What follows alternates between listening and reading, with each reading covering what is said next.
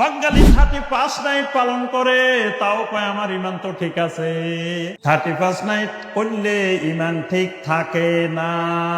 মরুভূমির বালুগুলো গরমে দুপুর বেলায় আগুনের মতো গরম হয়ে আছে, কয়লার মতো গরম হয়ে আছে। ওই বালুগুলোর উপরে বেলাল রাদিয়াল্লাহু তাআলা আনহুকে শোয়াই দেওয়া হলো। শোয়ানোর পরে বুকের উপরে পাথর চাপা দিয়ে রাখা হলো, মাথার উপরে পাথর চাপা দিয়ে রাখা হলো। বেলাল রাদিয়াল্লাহু তাআলা আনহুকে সূর্যের দিকে এইভাবে চাপ দিয়ে ধরে রাখা হলো। বেলাল রাদিয়াল্লাহু তাআলা মনে করলেন, আহারে আমার মৃত্যু মনে হয় এসে গেছে, আজকে মনে হয় আমার জীবনের শেষ দিন। কিছুক্ষণ পরে মনে হয় আমি যে আল্লাহর উপরে ঈমান আনছি, সেই আল্লাহর সাথে মোলাকাত করতে চলে যাচ্ছি। বেলাল রাদিয়াল্লাহু তাআলার জবান থেকে শুধু বলতেছেন আহাদ আহাদ আহাদ আহাদ, এই জিকির করতেছেন। নবী সাল্লাল্লাহু আলাইহি ওয়াসাল্লাম পাশ দিয়ে হেঁটে যাচ্ছেন।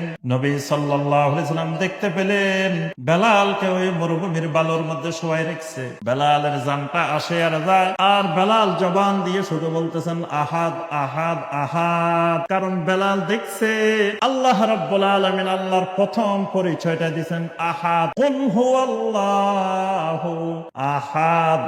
আসসালামু আলাইকুম ওয়া রাহমাতুল্লাহি ওয়া বারাকাতুহু। আলহামদুলিল্লাহি ওয়াহদা ওয়াসসালাতু ওয়াসসালামু আলা মান লা নাবিয়্যা বা'দা ওয়া আলা আলিহি ওয়া সাহবিহি ওয়া মাওয়ালা। তাহলে আজকে আলোচনার বিষয় ঈমানের আলোচনা এবং ঈমান ভঙ্গের কারণ। বিষয়টা অনেক লম্বা আলোচনা, কিন্তু আমরা চেষ্টা করব আমাদের সময়ের মধ্যে ইনশাআল্লাহ একটু একটু করে সংক্ষিপ্তভাবে আলোচনা করার জন্য ইনশাআল্লাহ। তো ক্লাসের কিছু নিয়ম কানুন আগে বলে দিই। প্রথম কথা, ক্লাস যতক্ষণ চলবে আমরা ওজরবিহীন উঠা বসার চেষ্টা করব না ইনশাআল্লাহ। দ্বিতীয় বিষয়, যখন কিছু জিজ্ঞাসা করা হবে তখন একটু কথা বলবেন, হ্যাঁ না কিছু বলবেন, আপনি যেটা বুঝেন ওইটাই বলবেন। তাহলে আমরা বুঝবো যে কথাগুলো ক্লাসটা কিরকম হইতেছে, বুঝতে পারতেছেন কিনা। তো এই বিষয়গুলো লক্ষ্য করে আর একটা বিষয় খেয়াল রাখবো, এইটার নাম হলো জিকিরের মাজলিস। মাজলিস ও জিকির মানে এখানে জবানে জিকির চালু থাকবে। ধরেন কোরআনে কারিমের একটা আয়াত বললাম আমি, আপনি নিজের থেকে বলবেন সুবহানাল্লাহ, আল্লাহু আকবার। কারণ আমার আল্লাহর কালাম, আমার আল্লাহর কথা। মুমিন যত বেশি আল্লাহর কথা শুনে তত মুমিনের মন আনন্দিত হয়ে যায়, আনন্দিত হবে। আর সুবহানাল্লাহ বাহির হবে, আল্লাহু আকবার বাহির হবে, আলহামদুলিল্লাহ বাহির হবে। কিন্তু আমাদের দেশে হয় সুবহানাল্লাহ বাইরে না, আলহামদুলিল্লাহ বাইরে না। বক্তা বলে কি সুবহানাল্লাহ বাড়ির যে কইয়েন, তখন সবাই কয় সুবহানাল্লাহ। বক্তা কয় চিল্লাই এখন আলহামদুলিল্লাহ, কয় আলহামদুলিল্লাহ। এর আগে শ্রোতা সুবহানাল্লাহ কয় না, আলহামদুলিল্লাহ কয়। এটা সুন্নতের খেলা। আমরা সুন্নতের খেলা কোনো কথা বলার চেষ্টা করব না ইনশাআল্লাহ। এজন্য জিকির আপনি নিজে নিজে করবেন, নিজের থেকে জিকির করবেন। আমি অর্ডার করবো না যে সবাই সুবহানাল্লাহ কন, আল্লাহু আকবার কন, এটা বলবো না। এটা আপনি নিজের থেকে বলবেন। কারণ এই কোরআনের আয়াত আমারও আল্লাহ, আপনারও আল্লাহ, সবারই আল্লাহ। যে আল্লাহ রাব্বুল আলামিন আমাদের খালেক মালেক রাব্বুল আলামিন, আমাদের একমাত্র মাবুদ, তার কালাম। তার কালাম শুনলে আপনার কাছে যদি আনন্দ না লাগে, সুবহানাল্লাহ বাহির না হয়, তা আপনি দুনিয়াতে আসাটাই বেথা। এজন্য আমরা আল্লাহর কালাম শুনলে, নবী সাল্লাল্লাহু আলাইহি সাল্লামের হাদিস শুনলে আল্লাহর জিকির করব ইনশাআল্লাহ। আল্লাহ পাক আমাদেরকে এই ক্লাসটা বরকতময় করে দিন। প্রথম কথা, আমরা যারা বসছি আমাদের সবার ঈমান আছে কিনা? ওই যে পিছনের দিকে নাই মনে হয়, কি ঈমান আছে? তো বলেন না যে আপনি ক্লাসের কথা বলছি, তো বলতে হবে। না থাকলে বলে শায়েখ ঈমান নাই, সরাসরি বলে দিবেন ঈমান নাই। থাকলে বলে ঈমান আছে, একটা না একটা বলতে হবে না। ঈমান আছে কিনা আপনাদের সবাই? খালি আছে বললে হবে না, ঈমান আছে বলার শরীয়ী একটা পরিভাষা আছে। বলতে হবে ঈমান আছে ইনশাআল্লাহ। আপনাদের সবার ঈমান আছে, খালি ইনশাআল্লাহ করলে হবে না। দেখবেন বেনামাজিদেরকে আপনি কেমন যে ভাই নামাজ পড়েন না কেন? নামাজ পড়েন, ওই ইনশাআল্লাহ পড়ুন। দোয়া করেন, ইনশাআল্লাহ পড়ুন। তার অর্থ হলো কি, যদি আল্লাহ চায় পড়ব, এখন আল্লাহ চাইতেছে না এই জন্য পড়তেছি না। মানে এখন আল্লাহ চায় না এই জন্য আমি পড়ি না। যদি আল্লাহ চায়, যখন আল্লাহ চাইব তখন করবো, তাহলে দোষটা আল্লাহ, নাউজুবিল্লাহ। এই জন্য খালি ইনশাআল্লাহ বললে হবে না, বলেন যে ঈমান আছে ইনশাআল্লাহ। সব সময় এটা বলবেন, ঈমান আছে, শুধু ঈমান আছে বলা যায় না, ঈমান আছে বলার সাথে কি বলতে হবে? ঈমান আছে ইনশাআল্লাহ। আল্লাহ রাব্বুল আলামিন আমাদের ঈমানকে আরো বাড়িয়ে দিন। এটা জিজ্ঞাসা করছি এই জন্য যে আজকের আলোচনা হলো ঈমান ভঙ্গের কারণ। তো ঈমান যার নাই তার এই আলোচনার দরকার নেই। ঈমানে নাই তো ভাঙব কি? যে লোক অজু করে নাই তার তো অজু ভঙ্গের কারণ নিয়ে টেনশন নাই, তার অজুয়ে নেই। দেখবেন অনেক মুসল্লি এই শুক্রবারে একবার অজু করে, আগামী শুক্রবার একবার অজু করে, পুরা সপ্তাহ অজু ভাঙে না। এরকম মুসল্লি আছে আপনাদের ভাবনায়? এরকম মুসল্লি এদিকেও আছে। এই শুক্রবার একবার অজু করে, আগামী শুক্রবার পর্যন্ত আর অজু করা লাগে না, পুরা সপ্তাহ তার অজু নিয়ে কোনো টেনশন নাই। তাহলে যার অজু নাই তার অজু ভঙ্গেরও কোনো টেনশন। যে বিয়ে করে নাই তার তালাকের কোনো মাসালার দরকার নাই, বিয়ে করে নাই, তালাকের আসবে কেন? বিয়ে হইলে না তালাকের মাসালা। একজনে আসে কই, শায়েখ একটু দোয়া করেন, আল্লাহ যেন আমার একটা নেককার সন্তান, সলেহীন সন্তান দেন। তা আমি জিজ্ঞাসা করি, ভাই বিয়ে করছেন কয় বছর হয়েছে? কয় শায়েখ এখনো তো বিয়ে করি নেই। তো হে বিয়ে করে নাই, আল্লাহ নেককার সন্তান দিব কেমনে? আগে তো বিয়ে করতে হবে, বিয়ে করি তারপরে না আল্লাহর কাছে দোয়া করবেন, আল্লাহ আমার একটা নেককার সন্তান দেন। তাহলে আগে দরকার ঈমান। ঈমান যার ভিতরে আছে তার ঈমান ভাঙ্গার সম্ভাবনা আছে। যার ঈমানে নাই তার ভাঙ্গারও কোনো সম্ভাবনা নাই। ঈমানে নাই, ভাঙব কি? তো এই জন্য আমরা যারা এখানে বসছি আমাদের ঈমান আছে। এই কারণে আমাদের জানা দরকার ঈমানটা কেমনে ভাঙ্গে। আচ্ছা, এতক্ষণ পর্যন্ত আমাদের সম্মানিত শায়েখেরা অনেক সুন্দর সুন্দর আলোচনা করেছেন, অনেক গুরুত্বপূর্ণ আলোচনা। এখানে প্রত্যেকটা বিষয় খুবই গুরুত্বপূর্ণ। এই আলোচনাগুলো শোনার পরে আপনাদের ঈমান বাড়ছে না কমছে? কি বাম দিকে বাড়ছে না কমছে? সবারই বাড়ে গেছে, আলহামদুলিল্লাহ। তাহলে যেহেতু বেড়ে গেছে বোঝা যাচ্ছে ঈমান আছে। কারণ ঈমান না থাকলে বাড়ারও সম্ভাবনা নাই, কমারও সম্ভাবনা।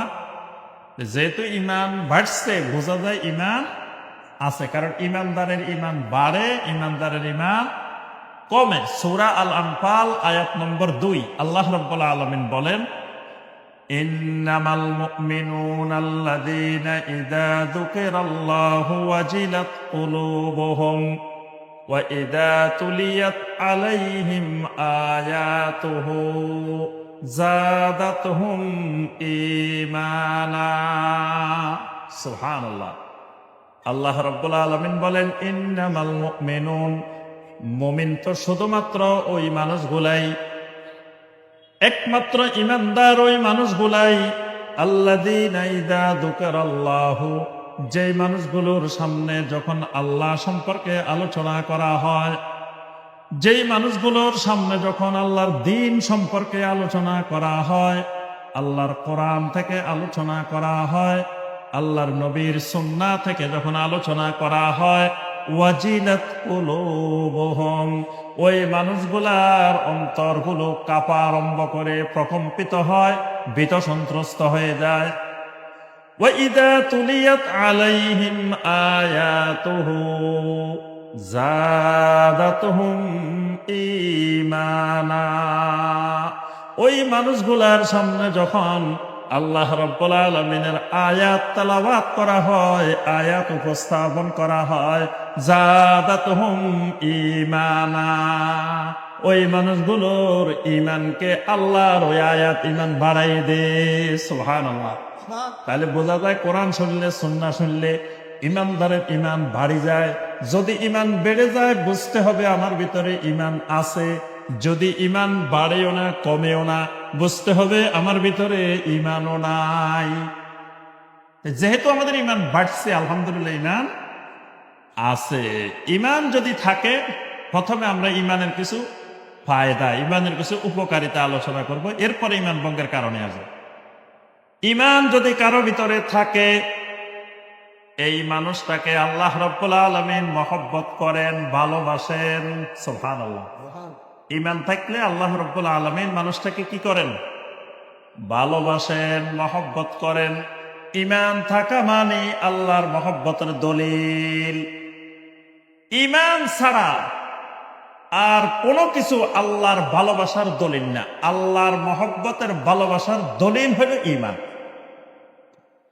আল্লাহ রাসূল সাল্লাল্লাহু আলাইহি ওয়াসাল্লাম বলেন, ইন্নাল্লাহা ইউতিদ দুনিয়া মান ইউহিব্বু ওয়া মান লা ইউহিব্বু ওয়ালাকিন লা ইউতিল ঈমান ইল্লা লিমান আহাব্বা। নবী সাল্লাল্লাহু আলাইহি ওয়াসাল্লাম বলেন, ইন্নাল্লাহা ইউতিদ দুনিয়া মান ইউহিব্বু ওয়া মান লা ইউহিব্বু। আল্লাহ রাব্বুল আলামিন যাকে ভালোবাসেন আর যাকে ভালোবাসেন না, দুইজনকে আল্লাহ রাব্বুল আলামিন দুনিয়াদারি দেন। দুনিয়ার টাকা পয়সা আল্লাহ ভালোবাসলেও দেন, ভালো না বাসলেও দেন। টাকা পয়সা, সম্পদ, জায়গা জমিন, আলো বাতাস, পানি, গ্যাস, অক্সিজেন, নাইট্রোজেন, যা যা দরকার এগুলো আল্লাহ ইমানদারেরও দেন, কাফেরেরও দেন, মুশরিকেরও দেন, ইহুদিরেও দেন, নাসারারেও দেন। এগুলা আল্লাহ নাস্তিকেরও দেন, সবাইরে দেন। সম্পদের মালিকানা আল্লাহ রাব্বুল আলামিন কারুনকেও দিয়েছিলেন। কারুনকে আল্লাহ ভালোবাসতেন কিনা? কথা কেনা, কারুনকে আল্লাহ ভালোবাসতেন। কারুনের আল্লাহ সম্পদ দিছে না? বিশাল সম্পদ, আল্লাহু আকবার। আবার আল্লাহ রাব্বুল আলামিন ওয়ালিদ ইবনে মুগীরারেও সম্পদ দিছেন। ওয়ালিদ ইবনে মুগীরা নবী সাল্লাল্লাহু আলাইহি ওয়াসাল্লামের বিরুদ্ধে, ইসলামের বিরুদ্ধে যতগুলো বড় বড় ষড়যন্ত্রকারী ছিল, তার ভিতরে একজন ওয়ালিদ ইবনে মুগীরা। এই লোকটাকে যখন মানুষ জিজ্ঞাসা করতো, ভাই তোমার নাম কি? আনা ওয়াহিদ ইবনে ওয়াহিদ, আমি হইলাম ওয়াহিদের ছেলে ওয়াহিদ। ওয়াহিদ মানে ওয়ান পারসন, মানে আমি পৃথিবীতে একজন, আমার বাপও ছিল পৃথিবীতে একজন। মানে আমাদের মতো দ্বিতীয় সমকক্ষ মানুষ দুনিয়াতে আর নাই। কারণ কি? কারণ হলো মক্কা মুকাররমা থেকে শুরু করে তায়েফ পর্যন্ত 90 কিলোমিটার রাস্তা। তায়েফ গেছেন কে কে? দেখি হাত তোলেন তো। তায়েফ গেছে? এই তো মাশাআল্লাহ, তায়েফ গেছে। ওই যে আরো গেছে, আলহামদুলিল্লাহ, অনেক ভাই তায়েফ গেছেন। মক্কা মুকাররমা থেকে তায়েফ পর্যন্ত 90 কিলোমিটার রাস্তা। এখন তো পাহাড়ের মধ্যে রাস্তা করছে। তো ওই সময় তো এত এত সুন্দর আধুনিক রাস্তাও ছিল না। এই তায়েফের 90 কিলোমিটারের মধ্যে যত জায়গা জমিন, যত খেজুর বাগান, যত আঙ্গুরের বাগান, যত বড় বড় যা কিছু আছে, এর বেশিরভাগ সম্পদের মালিক হলো ওয়ালিদ ইবনে মুগীরা। বিশাল সম্পদের মালিক। আচ্ছা, এই লোকেরা আল্লাহ ভালোবাসেন কিনা? বাসে ওয়ালিদ ইবনে মুগীরারে বাসে। ওয়ালিদ ইবনে মুগীরা ইসলামের দুশমন, এরে আল্লাহ ভালোবাসে। কিন্তু সম্পদ তো আল্লাহ দিছে, বিশাল সম্পদ দিছে। তাহলে বোঝা যায় আল্লাহ ভালো না বাসলেও সম্পদ দেন। আবার আল্লাহ রাব্বুল আলামিন আবু বকর সিদ্দিক রাদিয়াল্লাহু তাআলা আনহু, উসমান ইবনে আফফান রাদিয়াল্লাহু তাআলা আনহু, আবার আব্দুর রহমান ইবনে আউফ রাদিয়াল্লাহু তাআলা আনহু, ওনাদেরকেও আল্লাহ রাব্বুল আলামিন সম্পদ দিছে। ওনাদেরকে আল্লাহ ভালোবাসেন কিনা? তাহলে বোঝা যায় সম্পদ, দুনিয়াদারি, এগুলা আল্লাহ ভালোবাসলেও দেন, ভালো না বাসলেও দেন। আচ্ছা, ক্ষমতা, ফেরাউনের আল্লাহ রাব্বুল আলামিন বিশাল রাজত্ব দান করছেন। নমরুদের আল্লাহ রাব্বুল আলামিন বিশাল রাজত্ব দান করছেন। আল্লাহ এদেরকে ভালোবাসেন কিনা? আবার সুলাইমান আলাইহিস সালাম, দাউদ আলাইহিস সালাম, মুহাম্মদুর রাসূলুল্লাহ সাল্লাল্লাহু আলাইহি ওয়াসাল্লাম, তাদেরকেও আল্লাহ রাব্বুল আলামিন রাজত্ব দিবেন, ক্ষমতা দিবেন না? এদেরকে আল্লাহ ভালোবাসেন কিনা? তাহলে বোঝা যায় আল্লাহ ভালোবাসলেও রাজত্ব ক্ষমতা দেন, ভালো না বাসলেও দেন। এগুলো আল্লাহর ভালোবাসার দলিল না। দলিল কোনটা? ওয়ালাকিন লা ইউতিল ঈমান ইল্লা লিমান আহাব্বা। নবী সাল্লাল্লাহু আলাইহি ওয়াসাল্লাম বলেন, আল্লাহ রাব্বুল আলামিন যেই মানুষটাকে ভালোবাসেন, যেই বান্দাকে মহব্বত করেন, যেই বান্দিকে আল্লাহ মহব্বত করেন, ওই বান্দা বান্দিকে আল্লাহ শুধু ঈমান দেন। সুবহানাল্লাহ। তাহলে বোঝা যায় আমরা এখানে যে মানুষগুলা বসে রয়েছি সবগুলারে আল্লাহ কি করেন? কথা কেন, আল্লাহ কি করেন? ভালোবাসেন। আমরা এগুলা সব ভালোবাসার মানুষ, এগুলা আল্লাহর মহব্বতের মানুষ, ভালোবাসার মানুষ। আল্লাহ রাব্বুল আলামিন মহব্বত করেন দেখি, ভালোবাসেন দেখি আমাদেরকে ঈমান দিছেন। এই জন্য ঈমানদার কোনোদিন গরিব হয় না, ঈমানদার ফকির হয় না, ঈমানদার নিঃস্ব হয় না। কারণ ঈমানদারের কাছে আল্লাহ যে সম্পদটা দিছেন, এই সম্পদ সারা দুনিয়া বিক্রি করলেও এটা দাম হবে না। আমাকে আপনাকে যদি কেউ বলেন বাইরে শোনো, তোমার দুনিয়ার মধ্যে যত সম্পদ আছে সব দিয়ে দেব, তুমি তোমার খালি ঈমানটা দিয়ে দাও, কে কে দিবেন? হাত তোলেন তো, কে কে দিবেন? দুনিয়ার সম্পদ দিব সব, তুমি খালি ঈমানটা দিয়ে দিবা। কি দিবেন তো? তাহলে আমার আপনার এই ঈমানের দাম কত দেখেন। দুনিয়া এবং দুনিয়ার মধ্যে যত সম্পদ আছে সমস্ত সম্পদ দিয়ে দিলেও আমি আপনার ঈমান দিব না। তাহলে সারা দুনিয়ার সম্পদের চাইতে আমার আপনার ঈমানের দাম বেশি। সুবহানাল্লাহ। এই জন্য এই ঈমান, এই দামি ঈমান আল্লাহ সবারই দেন না। যারে আল্লাহ ভালোবাসেন, মহব্বত করেন, শুধু তারে দেন। নবী সাল্লাল্লাহু আলাইহি ওয়াসাল্লাম আল্লাহর কাছে দোয়া করেন, আল্লাহ দুই ওমরের এক ওমরের হইলেও আল্লাহ তুমি ঈমানটা দিয়ে দাও। আল্লাহ রাব্বুল আলামিন ওমর ইবনে খাত্তাব রাদিয়াল্লাহু তাআলা আনহুকে ঈমানের জন্য কবুল করছেন, আরেক ওমরের আল্লাহ ঈমানের জন্য কবুল করেন নাই। এজন্য ঈমান আল্লাহ সবারই দেন না, যারে আল্লাহ শুধু ভালোবাসেন, মহব্বত করেন, তাকেই শুধু ঈমানটা দেন। সুবহানাল্লাহ। তাহলে এক নম্বরে ঈমান মহব্বতের দলিল, আল্লাহর ভালোবাসার দলিল। দুই নম্বরে আল্লাহ রাব্বুল আলামিন যাকে ঈমান দেন, ওই মানুষগুলাকে আল্লাহ রাব্বুল আলামিন ওয়ালি বানাইলেন, বন্ধু বানাইলেন। সুবহানাল্লাহ। আমরা আল্লাহর কি হই? বন্ধু। বলেন আল্লাহর কি হই? আচ্ছা, আল্লাহর ওলি কে কে আছেন দেখে হাত তোলেন। এই তো মাশাআল্লাহ, আলহামদুলিল্লাহ। দুনিয়ার অন্য জায়গায় গেলে কেউ হাত তোলে না, ভয়ে কয় না না না আমরা তো আল্লাহর ওলি না। আলহামদুলিল্লাহ, এখানে যতজন আছে সবাই আল্লাহর ওলি। সবাই কি? আল্লাহ রাব্বুল আলামিন কোরআনে কারিমে সূরা আল বাকারার 257 নম্বর আয়াতে কারিমে আল্লাহ পাক ঘোষণা করেন, আল্লাহু ওয়ালিয়্যুল্লাযীনা আমানু ইউখরিজুহুম মিনাজ যুলুমাতি ইলান নূর। আল্লাহ রাব্বুল আলামিন বলেন, জমিনের যত ঈমানওয়ালা মানুষ আছে সবগুলো ঈমানওয়ালা মানুষ আমি আল্লাহর বন্ধু। সুবহানাল্লাহ। আল্লাহ রাব্বুল আলামিন ঈমান যারে দেন তারে আল্লাহ বন্ধুও বানান। আল্লাহ আমাদেরকে বন্ধু বানাইছেন, আমরাও আল্লাহরে বন্ধু বানাই।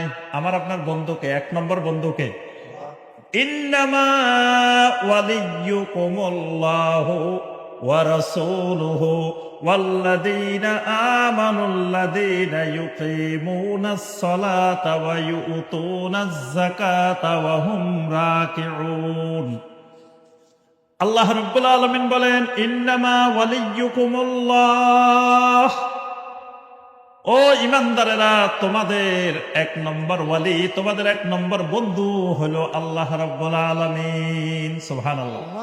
আল্লাহর পরে যিনি আমাদের বন্ধু তিনি হলো ওয়া রাসূলুহু, আল্লাহ রাসূল সাল্লাল্লাহু আলাইহি ওয়াসাল্লাম, ওয়াল্লাযীনা আমানু, এরপরে জমিনে যত ঈমানদার আছে সব আমাদের বন্ধু। সুবহানাল্লাহ। আল্লাহ রাব্বুল আলামিন বলেন, ওয়া মান ইয়াতাওয়াল্লাল্লাহা ওয়া রাসূলাহু ওয়াল্লাযীনা আমানু, যারা আল্লাহরে বন্ধু বানায়, আল্লাহ রাসূলকে বন্ধু বানায়, ঈমানদারদেরকে বন্ধু বানায়, এরা হলো ফাইন্না হিজবাল্লাহি হুমুল গালিবুন, এরা হলো সব আমি আল্লাহর দল। সুবহানাল্লাহ। হুমুল গালিবুন, এই মানুষগুলা দুনিয়ার মধ্যেও বিজয়ী, আখিরাতেও বিজয়ী। সুবহানাল্লাহ। তাহলে দুই নম্বরে ঈমানের ফায়দা হলো ঈমান থাকলে আল্লাহ কি বানান? বন্ধু বানান। 3 নম্বরে আল্লাহ রাব্বুল আলামিন যাকে ঈমান দিবেন, এই ঈমানওয়ালা মানুষটারে আল্লাহ রাব্বুল আলামিন এক জান্নাত দিয়ে দিবেন। সুবহানাল্লাহ। কোরআনে কারিমে দেখবেন যত জায়গায় আল্লাহ জান্নাতের ওয়াদা করছেন, প্রত্যেকটা জায়গায় আল্লাহ প্রথম ঈমানের কথা বলছেন। সূরা আল বাকারার 25 নম্বর আয়াত, ওয়াবাশশিরিল্লাযীনা আমানু ওয়া আমিলুস সলিহাতি আন্না লাহুম জান্নাত। আল্লাহ রাব্বুল আলামিন বলেন, ও আমার নবী, দুনিয়ার মানুষগুলাকে সুসংবাদ শোনাই দেন, বলে দেন যে মানুষগুলার মধ্যে 2টা জিনিস থাকবো, আমি আল্লাহ রাব্বুল আলামিন তাকে জান্নাত দিয়ে দিব। সুবহানাল্লাহ। 1 নম্বর জিনিস হলো আল্লাযীনা আমানু, যে মানুষগুলার ভিতরে ঈমান থাকবে। সুবহানাল্লাহ। যে মানুষগুলার মধ্যে ঈমান আছে, এই মানুষগুলার জন্য জান্নাত আছে। ইন্নাল্লাযীনা আমানু ওয়া আমিলুস সলিহাতি কানাত লাহুম জান্নাতুল ফিরদাউসি নুজুলা খালিদিনা ফিহা লা ইয়াবগুনা আনহা হিওয়ালা। আল্লাহ রাব্বুল আলামিন বলেন, যে মানুষগুলার ভিতরে ঈমান আছে, আমলে সালেহ আছে, এই মানুষগুলার জন্য আমি আল্লাহর কাছে জান্নাতুল ফিরদাউসের মেহমানদারি আছে। সুবহানাল্লাহ। কি এর কেমন জান্নাত আল্লাহ দিবেন আমাদেরকে, ঈমানওয়ালাদেরকে? এমন এক জান্নাত দিবেন, লাবিনাতু যাহাবিন ওয়া লাবিনাতু ফিদ্দাতিন, যেই জান্নাতের এক একটা ইট হবে স্বর্ণের, এক একটা ইট হবে রূপের। সুবহানাল্লাহ। স্বর্ণের ইটওয়ালা বাড়ি দেখছেন না? জীবনে দেখছেন কোনোদিন? ওই জান্নাতের পুরা বাড়িটা স্বর্ণের ইট দিয়ে বানানো। সুবহানাল্লাহ।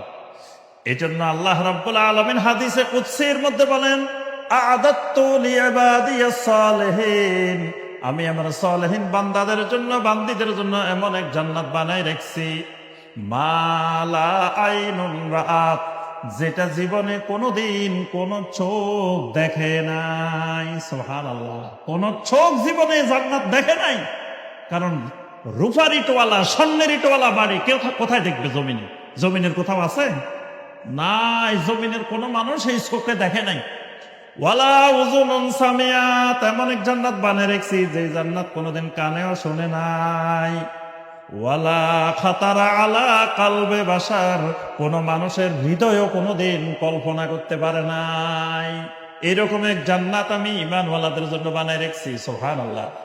সাহাবায়ে কেরাম জিজ্ঞাসা করেন, ইয়া রাসূলুল্লাহ সাল্লাল্লাহু আলাইহি ওয়াসাল্লাম, জান্নাতের ভিতরে টয়লেটের ব্যবস্থা আছে কিনা?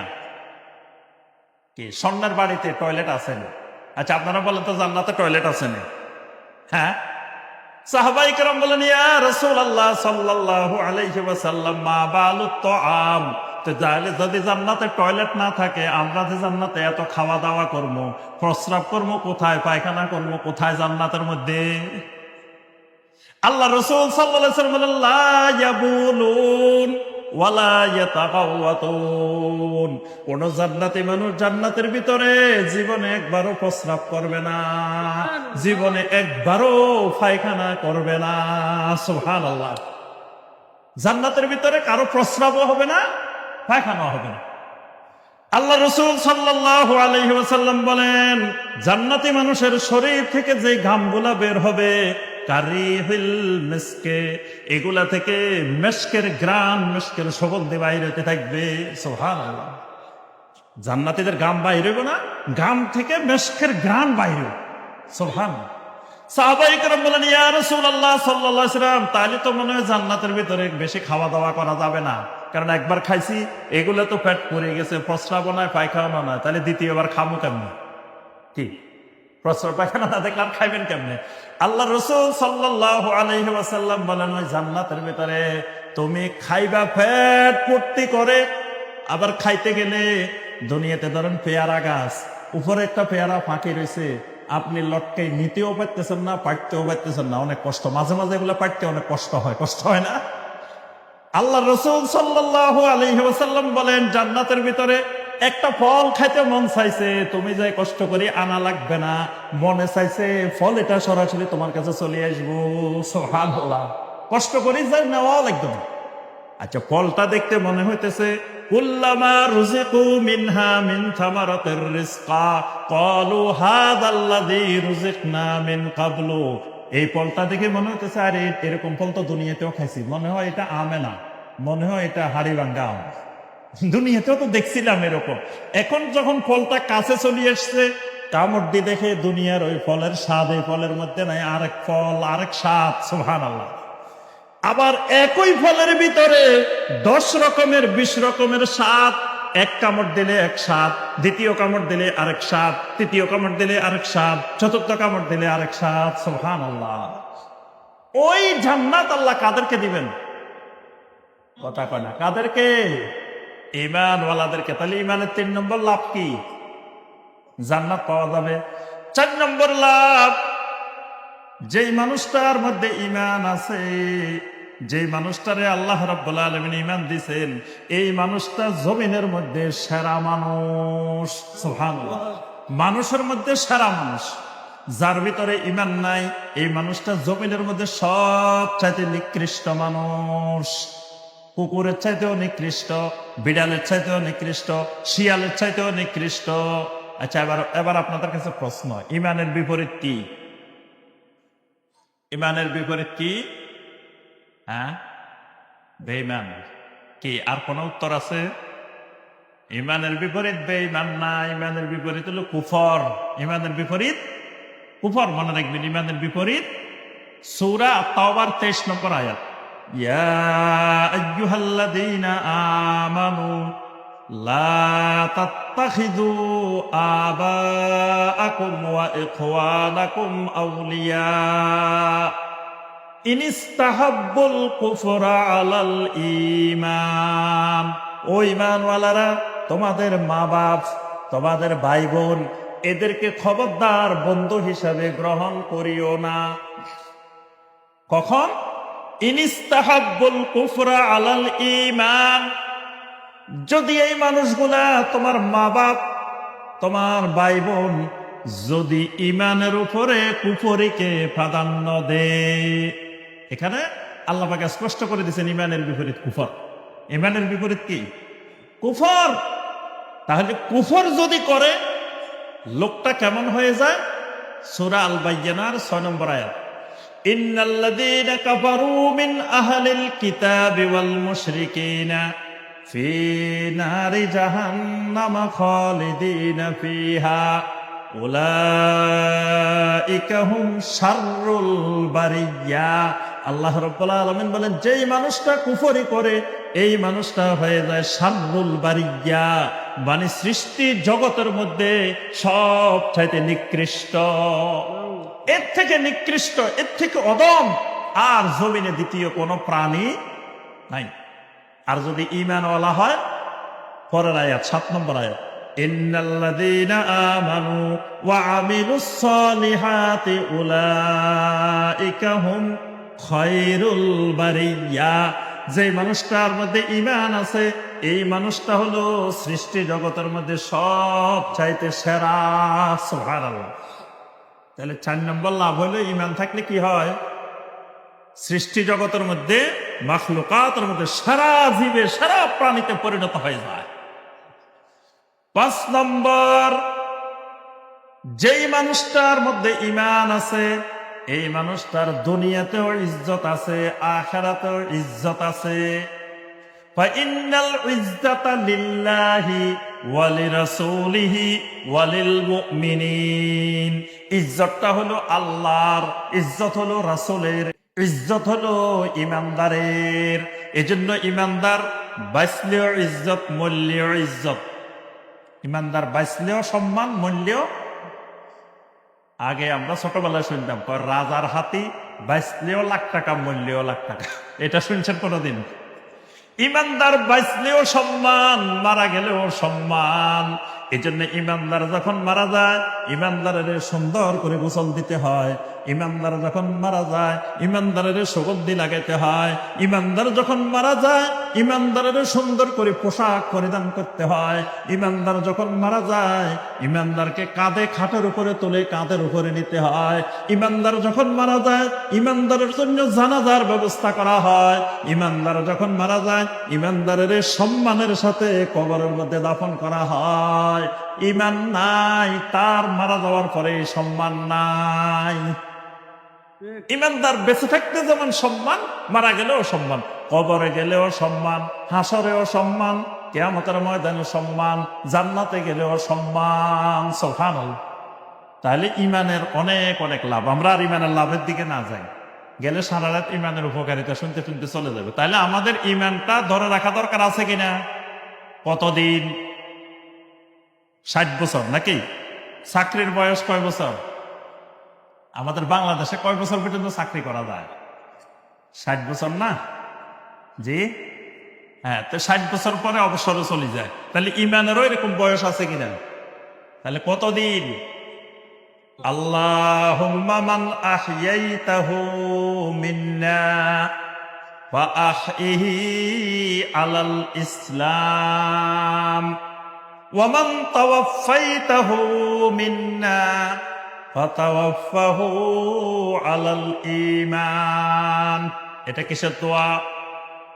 আপনাদের ভাবনার দিকে এটা কিসের দোয়া? জানাজার দোয়া। তাহলে জানাজার দোয়ার মধ্যে কি দোয়া করি? আল্লাহ আমাকে যতদিন বাঁচাই রাখবেন, ইসলামের উপরে বাঁচাই রাখেন। ওয়ামান তাওয়াফাইতাহু মিন্না, আল্লাহ যখন আমার মৃত্যু দিবেন, ফাতাওয়াফাহু আলাল ঈমান, আল্লাহ আবার মৃত্যুটা ঈমানের উপরে দিবেন। ঈমানের মৃত্যু, এটাই হলো জীবনের চাওয়া পাওয়া। কি? ঈমানে মৃত্যু হবে আর দুনিয়াটা আপনার সফল। তাহলে আমাদের সকলের চাওয়া পাওয়া কি? কথা কয় না। ঈমানে মৃত্যু। বেলাল রাদিয়াল্লাহু তাআলা আনহুকে তার মনিব সহ মক্কার দুষ্ট মানুষগুলো প্রথমে ধরে নিয়ে গেল। ধরে নিয়ে যাওয়ার পরে বেদড়ক পিটানো হলো।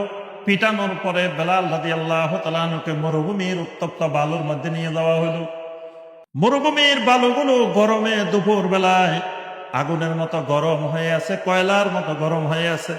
ওই বালুগুলার উপরে বেলাল রাদিয়াল্লাহু তাআলা আনহুকে শোয়াই দেওয়া হলো।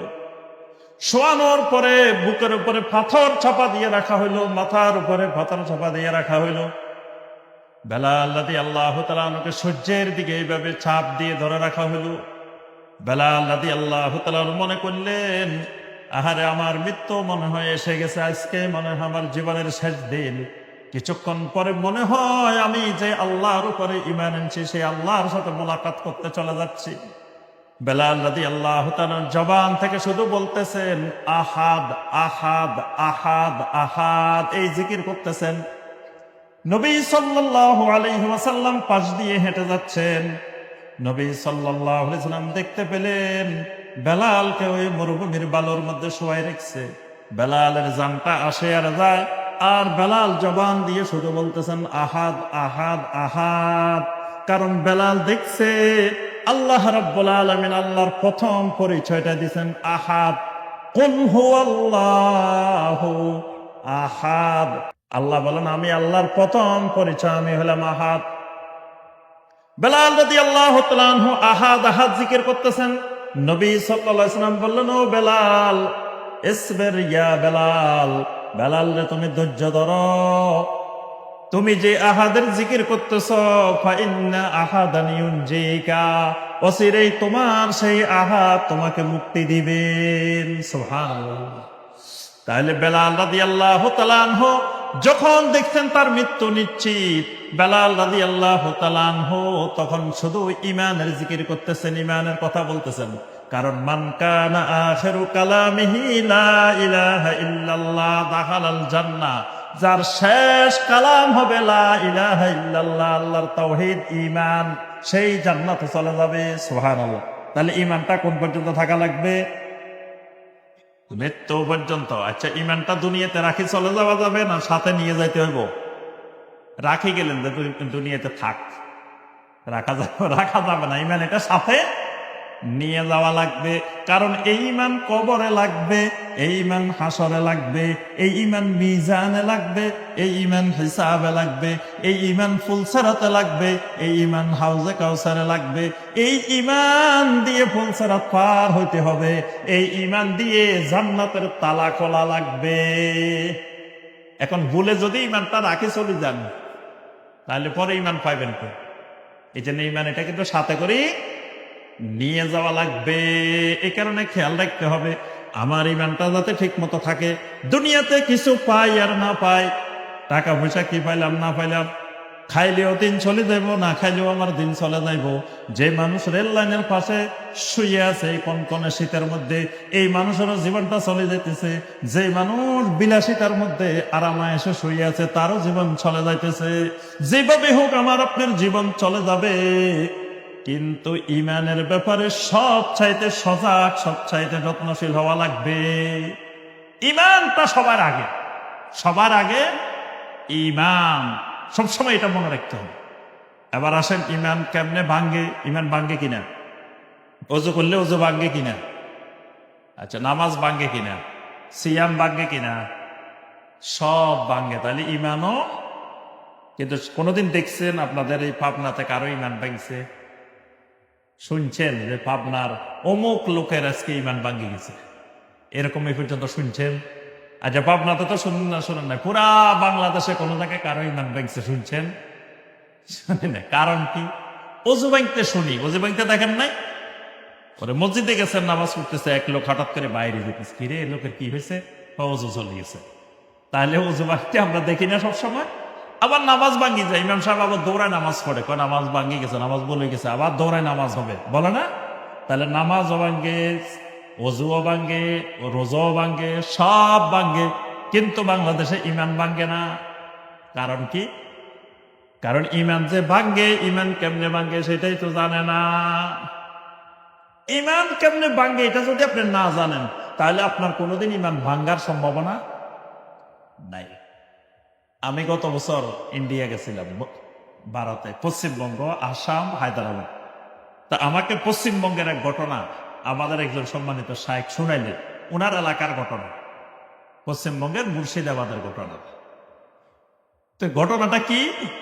শায়েখ বললেন যে ওনার এলাকায় এক মুরব্বী আসরের নামাজের অজু দিয়ে আসরও পড়ে, মাগরিবও পড়ে, এশাও পড়ে, 3 ওয়াক্ত পড়ে, আর অজু করেন। আসে ইমাম সাহেবকে বলতেছে, ইমাম সাহেব আমি কিন্তু আসরের সময় যে অজু করি আর অজু করি না, আসরও পড়ি, মাগরিবও পড়ি, এশাও পড়ি। তো ইমাম সাহেবকে, কিরে মুরব্বী মানুষ অজু কেমনে ধরে রাখে? এই প্রতিদিন 3 ওয়াক্ত আর অজু করে না, এক অজু দিয়ে 3 ওয়াক্ত পড়ে। তা এক ছাত্ররে কয়, বাবা একটু দেখিস তো মুরব্বী মাঝখানে কি করেন। আচ্ছা, একদিন দেখে কি মুরব্বী বাথরুমে গেছে মাগরিবের আগে দিয়ে, বাথরুম থেকে আসছে, আসে মুরব্বী মাগরিবের নামাজে দাঁড়ায় গেছে, অজু করেন।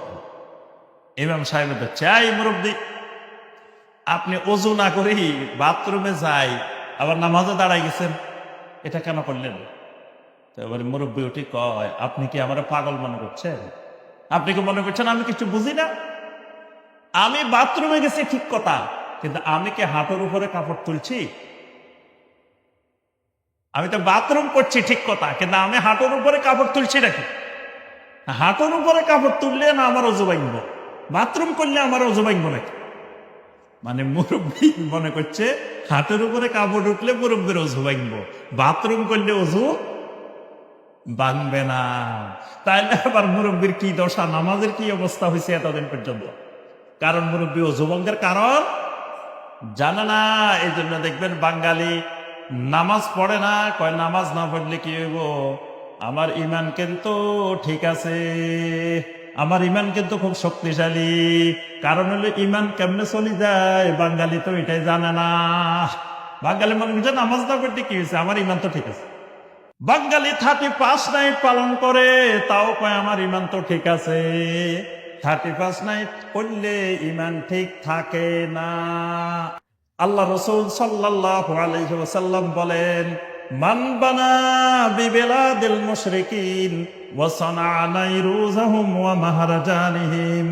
নবী সাল্লাল্লাহু আলাইহি ওয়াসাল্লাম বলেন, যেই লোকটা কাফের মুশরিকের দেশে বসবাস করার কারণে নববর্ষের উৎসব পালন করে, নবান্ন উৎসব পালন করে, বিজাতীয় বিভিন্ন উৎসব পালন করে।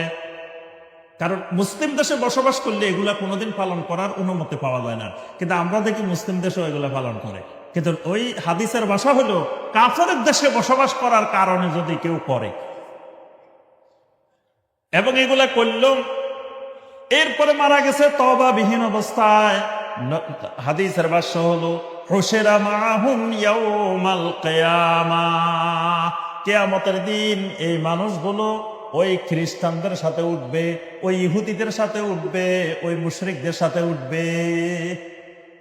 31 নাইট এটা মুসলমানের সংস্কৃতি না, এটা কার সংস্কৃতি? কথা করে খ্রিস্টানের সংস্কৃতি। এই যে ইংরেজি সাল, এটা খ্রিস্টানের সাল, এটা মুসলমানের সাল না। সাহাবায়ে কেরামের সময় খ্রিস্টানের এই খ্রিস্টাব্দ ছিল, ইংরেজি সাল ছিল। সাহাবায়ে কেরামেরা খেলাফতকালীন 30 বছর উমাইয়া যুগে, আব্বাসী যুগে, সাহাবায়ে কেরাম, তাবেঈন, তাবেঈন যুগে যুগে মুসলমানেরা ইংরেজি সাল গণেন নাই, আরবি সাল, হিজরি সাল গণনা করতেন। খোলাফায়ে রাশেদিনের আমলে ইংরেজি সালও ছিল, কিন্তু সাহাবায়ে কেরাম ইংরেজি সাল কোনোদিন গণেন নাই। এজন্য শাইখ উসাইমিন রাহিমাহুল্লাহ বলেন, কোন মুসলমানের জন্য ইংরেজি সাল গণা হারাম। আরবি সাল মুসলমান জানেই না, খবরে রাখে না। এখন কত হিজরি চলে বলেন তো দেখি? বর্তমানে কত হিজরি চলতেছে দেখেন, খবর নাই। আপনারা কিন্তু সচেতন মানুষ, তারপরেও খবর নাই। এবার বাকিদের অবস্থা কি? 1447 হিজরি চলে। কি মাস চলে? আরবি রজব মাস চলে, আরবি রজব মাস চলে। অথচ ওইটা মুসলমানের সংস্কৃতি, ওইটার খবরে নাই। আর এটা খ্রিস্টানের সংস্কৃতি, এটা মুসলমান হিসাব রাখে, সব জানে। আজকে ইংরেজি কয় তারিখ? এবার জানলেও আর বলবে না। দেখেন আজকে 31 তারিখ, সবার জানা আছে, কিন্তু আরবিটা কারো জানা না। তাহলে এই 31 নাইট এটা খ্রিস্টানের সংস্কৃতি, এটা খ্রিস্টানের ডে, খ্রিস্টানের রাত। এটা কোনো মুসলিমের সংস্কৃতি নয়। কেউ যদি ইসলামী সংস্কৃতির উপরে কোন কুফরি সংস্কৃতিকে, বিজাতীয় সংস্কৃতিকে, ইহুদি খ্রিস্টানের সংস্কৃতিকে সুন্দর মনে করে, ভালো মনে করে, এটা ঈমান ভঙ্গের একটা কারণ। তো দেখবেন কত মুসলিম যুবক আজকে এই রাত পালন করতেছে, কিন্তু আবার বলে যে ঈমানও ঠিক আছে। কারণ হলো ঈমান যে ভাঙ্গি গেছে এটা তো সে জানেই না। ওই মুরব্বির মতো এ মনে করছে হাঁটুর উপরে কাপড় উঠলে নাউজু ভাঙ্গে। এরা তো মনে করছে যে ঈমান কেমনে ভাঙ্গে এটা তো জানে না। এরা মনে করছে এগুলা করলে অসুবিধা কি, এগুলোর সাথে ঈমানের কি সম্পর্ক? ঈমানের সাথে প্রত্যেকটি জিনিসের সম্পর্ক আছে। জমিনে এমন কোনো কাজ নাই যেটার সাথে ঈমানের সম্পর্ক নেই। দেখুন আপনি বাথরুমে যাবেন, এখানেও ঈমানের সম্পর্ক আছে, আছে না? একজন মুসলিম বাথরুমে যাবো আর একজন কাফের মুশরিক বাথরুমে যাবো, আকাশ পাতাল তফাৎ আছে। একজন মুসলিম বাথরুমে যেতে হলে প্রথম তাকে আল্লাহর জিকির করতে হয়, তারপরে ডান পা দিয়ে ঢুকবে না বাম পা দিয়ে ঢুকবে এটা তাকে ঠিক করতে হয়, তারপরে কোন দিকে ফিরে বসবে, কোন দিকে ফিরে বসবে না এটা তাকে ঠিক করতে হয়, দাঁড়ায় দাঁড়ায় করবে না বসে বসে করবে এটা তাকে ঠিক করতে হয়, এরপরে ডান হাত দিয়ে পরিষ্কার করবে না বাম হাত দিয়ে পরিষ্কার করবে এটা তাকে ঠিক করতে হয়, বের হওয়ার সময় কোন পা আগে দিয়ে বের হবে এটা তাকে ঠিক করতে হয়, বের হওয়ার পরে তাকে জিকির করতে হয়। এক বাথরুমের সাথে কতগুলো হুকুম আহকাম, সুবহানাল্লাহ। তাহলে ইমানদার ঈমান ছাড়া, ইসলাম ছাড়া বাথরুমও তো যাইতে পারবে না। তাহলে ওই ইমানদারের যে কোনো কিছুর সাথে ঈমানের সম্পর্ক আছে। এই 31 নাইট রাত্রি যারা উদযাপন করতেছে এদের বাপদেরকে হাদিসের ভাষায় বলা হয় দায়ুস। যে ছেলেরা করতেছে, যে মেয়েরা করতেছে, এদের মা বাবার নাম হলো, এদের স্বামীর নাম হলো দায়ুস। নবী সাল্লাল্লাহু আলাইহি ওয়াসাল্লাম বলেন, সালাসাতুন হারামাহুল্লাহু আলাইহিমুল জান্নাহ। 3 শ্রেণীর মানুষ আছে, এদের উপরে আল্লাহ রাব্বুল আলামিন জান্নাত হারাম করে দেন। 1 নম্বর হলো যারা শিরিক করে, 2 নম্বর হলো যারা মা বাবার নাফরমানি করে, 3 নম্বর হলো ওয়াদায়ুস আল্লাযী ইউকিররু ফি আহলিহিল খাবাস।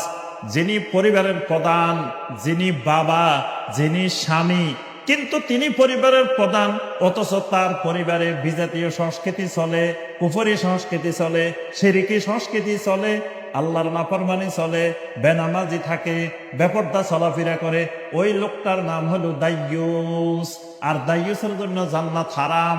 দাইয়ুস হাজী সাহেব হলেও জান্নাত হারাম। দাইয়ুস যত পরেজগার, যত বুজুর্গ হোক, তার জন্য জান্নাত হারাম। এই জন্য শাইখ উসাইমিন রাহমাহুল্লাহ বলছেন যে তুমি ফজরের সময় উঠে আগে দৌড়ায় মসজিদে চলে যাইও না। তোমার উপরে ফরজ, তোমার স্ত্রী, তোমার ছেলে মেয়ে ঘুম থেকে উঠছে কিনা এটা নিশ্চিত করো, তারপরে মসজিদে যাইবা। যতক্ষণ এরা ঘুম থেকে উঠবে না ততক্ষণ তুমি ঘর থেকে বাইরে হইবে না। তুমি এদের পিছনে সময় দিবা, এদেরকে যেভাবে হোক টানে তুলতেই হবে, কারণ এদের কারণে তোমাকে জাহান্নামে যাওয়া লাগবে। তাহলে তুমি এদেরকে ঘুম থেকে না তুলে কেমনে তুমি মসজিদে যেতে পারো? কারণ তুমি মসজিদে গেলেও জাহান্নামে যাওয়া লাগবে যদি তোমার পরিবারের লোক এগুলা ঘুম থেকে না উঠে। তাহলে আগে তোমাকে এগুলা ঘুম থেকে তুলে নিশ্চিত করে তারপরে তুমি মসজিদে যাবা। তাহলে আমার আপনার ছেলে মেয়ে যেগুলো আজকে 31st নাইট পালন করে, এগুলো তো আমার আপনার ছেলে মেয়েরাই। তাহলে এগুলার বাপ নাই, এগুলার মা নাই, এগুলার স্বামী নেই, কেমনে করে? তার অর্থ হলো যারা এই প্রশ্রয় দিবে এদের নাম হলো দাইয়ুস। তাহলে আমার ভাইয়েরা এবং বোনেরা, ঈমান ভঙ্গের অনেকগুলো কারণ, আমরা সংক্ষেপে গুরুত্বপূর্ণ কয়েকটা কারণ বলব। 1 নম্বর ঈমান ভঙ্গের একটি গুরুত্বপূর্ণ কারণ আশ-শিরকু ফি ইবাদাতিল্লাহি সুবহানাহু ওয়া তাআলা, আল্লাহর ইবাদতের মধ্যে শিরিক করা। ঈমান ভঙ্গের একটা কারণ হলো আল্লাহর ইবাদতে শিরিক করা। শিরিক করলে ঈমান ভেঙে যায়, শিরিক করলে ঈমান ভেঙে যায়। শিরিকের অনেক অপকারিতা। শিরিক হলো সবচাইতে বড় জুলুম। আল্লাহর উপরে সবচাইতে বড় জুলুম হলো কি? শিরিক। সূরা লোকমানের 13 নম্বর আয়াত আল্লাহ পাক বলেন, ইন্নাশ শিরকা লাযুলমুন আযীম। শিরিক হলো সবচাইতে বড় অপরাধ, মহান অপরাধ। সূরা আন-নিসার 36 নম্বর আয়াতে কারিমা আল্লাহ রাব্বুল আলামিন ঘোষণা করেন, অনেকগুলো আয়াতেই ঘোষণাটা দিয়েছেন, ইন্নাল্লাহা লা ইয়াগফিরু আন ইউশরাকা বিহি ওয়া ইয়াগফিরু মা দুনা যালিকা লিমান ইয়াশা। আল্লাহ রাব্বুল আলামিন বলেন, আল্লাহ সুবহানাহু ওয়া তাআলা চাইলে তোমার যে কোনো গুনাহ আল্লাহ ক্ষমা করে দিতে পারেন, কিন্তু শিরিক করে তওবা না করে তুমি যদি মারা যাও, আল্লাহ রাব্বুল আলামিন তোমার এই শিরিকের গুনাহ ক্ষমা করবেন না। শিরিক এত জঘন্য অপরাধ। হাদিসে কুদসির মধ্যে আসছে, আল্লাহ রাব্বুল আলামিন বলতেছেন, মান লাকিয়ানি বিকুরাবিল আরদি খাতিয়াতান, কোন আল্লাহর বান্দা, কোন আল্লাহর বান্দি যদি কিয়ামতের ময়দানে আমি আল্লাহর সামনে হাজির হয়েছে, এমন পরিমাণ গুনাহ নিয়ে হাজির হয়েছে, ওরা জমিন যত বড় তার গুনাহও তত বড়। জমিন ভর্তি গুনাহ আর গুনাহ, গুনাহ আর গুনাহ। কিন্তু লা ইউশরিকু বি শাইআ, কিন্তু জীবনে কোনোদিন আমি আল্লাহর সাথে কোনো কিছুকে শরীক করে নাই। গুনাহ করছে, কবিরা গুনাহ করছে, অনেক গুনাহ করছে, কিন্তু জীবনে কোনোদিন শিরিক করে নাই। লাকিতুহু বিমিসলিহা মাগফিরা, এই বান্দা, এই বান্দি যে পরিমাণ গুনাহ নিয়ে আমি আল্লাহর কাছে হাজির হবে, আমি আল্লাহ সেই পরিমাণ মাগফিরাত নিয়ে আমার ওই বান্দার সাথে, বান্দির সাথে মোলাকাত করব। সুবহানাল্লাহ। বান্দার গুনাহ যত বড়, আমি আল্লাহর মাগফিরাতও হবে তত বড়। বান্দার গুনাহ যত বড় হবে, আমি আল্লাহর রহমতও তত বড় হবে। তবে শর্ত হলো একটা, লা ইউশরিকু বি শাইআ, জীবনে কোনোদিন আমি আল্লাহর সাথে শিরিক করে নাই। শিরিক এমন এক অপরাধ, আল্লাহ রাব্বুল আলামিন শিরিকের কারণে আল্লাহর জান্নাতকে আল্লাহ হারাম করে দেন। সূরা আল মায়েদার 72 নম্বর আয়াতে কারিমা আল্লাহ রাব্বুল আলামিন ঘোষণা করেন, ইন্নাহু মান ইউশরিক বিল্লাহি ফাকাদ হারামাল্লাহু আলাইহিল জান্নাহ ওয়া মাওয়াহুন নার। আল্লাহ রাব্বুল আলামিন বলেন, আমি আল্লাহর সাথে শিরিক করলে ফাকাদ হারামাল্লাহু আলাইহিল জান্নাহ, আল্লাহ রাব্বুল আলামিন তার জন্য আল্লাহর জান্নাতকে হারাম করে দেন। নাউযুবিল্লাহ, আল্লাহর জান্নাত তার জন্য হারাম হয়ে যায়। শিরিক করার কারণে জীবনে যত আমল করছে সমস্ত আমল বিনষ্ট হয়ে যায়। আল্লাহ রাব্বুল আলামিন ঘোষণা করেন সূরা জুমারের 65 নম্বর আয়াতে কারিমা, ওয়ালাকাদ উহিয়া ইলাইকা ওয়া ইলাল্লাযীনা মিন ক্বাবলিকা লাইন আশরাকতা লায়াহবাতান্না আমালুক। সমস্ত নবীদেরকে আমি আল্লাহ ওহী নাযিল করে জানিয়ে দিয়েছি, যদি বান্দা তুমি শিরিক করো, তোমার সব আমল বিনষ্ট হয়ে যাবে, সমস্ত আমল শেষ। আপনি জীবনে যত সালাত আদায় করছেন, জীবনে যত সিয়াম পালন করছেন, জীবনে যত যাকাত দিচ্ছেন, যত সাদাকা করছেন, যত হজ করছেন, যত উমরা করছেন, একটা শিরিক করার কারণে সবগুলো আমল নিঃশেষ, শেষ হয়ে গেছে। কিয়ামতের ময়দানে আপনি যখন দাঁড়াবেন, ওয়াকাদিমনা ইলা মা আমিলু মিন আমালিন ফাজআলনাহু হাবাআম মানসুরা। আল্লাহ রাব্বুল আলামিন তখন কত মানুষ আমার সামনে আমল নিয়ে হাজির হবে, কিন্তু কিছুক্ষণ পরে তার আমলনামার মধ্যে কোনো আমল নাই। আমল কোথায় গেছে? ওই যে শিরিক করছিল, শিরিক করার কারণে সব আমল বিনষ্ট হয়ে গেছে। আপনার রাত্রেবেলায় মাছ ধরতে গেছে, মাছ ধরতে যাওয়ার সময় সাথে করে কি নিয়ে যান? জি, আপনাদের দেশে কি বলে? খলই ছিলেন? খলই, ডুলা ছিলেন? খলই, খলই নিয়ে গেছে মাছ ধরার সময়। এখন সারা রাত মাছ ধরছে আর খলের মধ্যে রাখছে। সকালবেলা বাড়িতে আসে দেখি একটা মাছও নাই। মাছগুলা গেল কই? ওই খলের নিচে ভাঙ্গা, নিচে দিয়ে ভাঙ্গা ছিল, খেয়াল করে নাই। খেয়াল না করে খালি মাছ ধরছে আর রাখছে, মাছ ধরছে আর রাখছে। বাড়িতে আসে দেখে সব নাই, সব চলে গেছে। দুনিয়ার মধ্যে শিরিক করেছে, শিরিক করে আবার আমলও করছে, তাবিজও লাগাইছে, আবার নামাজও পড়ে। এরকম মুসল্লি দেখছেন? তাবিজও আছে, হাতের মধ্যেও তাবিজ, গলার মধ্যেও তাবিজ, কোমরের মধ্যেও তাবিজ। বাচ্চারে এতগুলা লাগাইছে, বাচ্চা আলগাইতে পারতেছে না। বিভিন্ন গাছের গোড়া, তারপরে বিভিন্ন রং বেরঙের তাবিজ। এই তাবিজ আল্লাহ রাসূল সাল্লাল্লাহু আলাইহি ওয়াসাল্লাম বলছেন কি, মান তাআল্লাকা তামিমাতান ফাকাদ আশরাকা। যে লোক তাবিজ ঝুলায় সে শিরিক করলো। তাবিজ ঝুলাইলে সে, নবী সাল্লাল্লাহু আলাইহি ওয়াসাল্লামের কাছে 10 জন লোক আসলো। নবী সাল্লাল্লাহু আলাইহি ওয়াসাল্লাম 9 জনের বায়াত করাইলেন, একজনকে করাইলেন না। সাহাবায়ে কেরাম বললেন, ইয়া রাসূলুল্লাহ সাল্লাল্লাহু আলাইহি ওয়াসাল্লাম, 9 জনের করাইছেন, একজনকে করাইলেন না কেন? নবী সাল্লাল্লাহু আলাইহি ওয়াসাল্লাম বলেন, ইন্না আলাইহি তামিমা। এই লোকের কাছে তামিমা আছে, তাবিজ আছে। এই লোকের কাছে তাবিজ আছে। এরপরে তাবিজটা খুলে ফেলা হইল। নবী সাল্লাল্লাহু আলাইহি ওয়াসাল্লাম এই লোকেরও আবার বায়াত করাই দিলেন। সুবহানাল্লাহ। এরপরে নবী সাল্লাল্লাহু আলাইহি ওয়াসাল্লাম বললেন, মান আল্লাকা তামিমাতান ফাকাদ আশরাকা। যেই লোকে তাবিজ ঝুলায় সেই লোক আল্লাহর সাথে শিরিক করে। কেউ কেউ কয় কোরআন দিয়ে তাবিজ দিমু, কোরআন দিয়ে দিলেও এটা শিরিক, কারণ কোরআনকে আল্লাহ রাব্বুল আলামিন এই কাজের জন্য নাজিল করেন নাই। যদি কোরআন তাবিজের জন্য নাজিল হইতো তো নবী সাল্লাল্লাহু আলাইহি ওয়াসাল্লাম বসে বসে সবাইরে তাবিজ দিতেন। আল্লাহ রাসূল বসে বসে তাবিজ লিখতেন। আল্লাহ রাসূল কোনোদিন তাবিজ লিখছে? শুনছেন কোনোদিন যে আল্লাহ রাসূল কারোর একটা তাবিজ দিছে? তাহলে বোঝা যায় কোরআনে কারিম এই কারণে নাজিল হয় নাই, এই উদ্দেশ্যে নাজিল হয় নাই। কত মানুষ দেখবেন আল্লাহর কাছেও চায়, আবার বান্দার কাছেও চায়। দেখবেন কবরের কাছে গিয়ে, মাজারের কাছে গিয়ে, বিভিন্ন মৃত ব্যক্তির কাছে গিয়ে বলতেছে, বাবারে আমি বিপদে কষ্ট করতেছি, আমার বিপদ দূর করে দেন। আমার চাকরি হইতেছে না, আমার চাকরির ব্যবস্থা করে দেন। আমার সামনে পরীক্ষাটা ভালো করে দেন। তারপরে আমার ছেলে মেয়ে হইতেছে না, আমার ছেলে মেয়ের ব্যবস্থা করে দেন।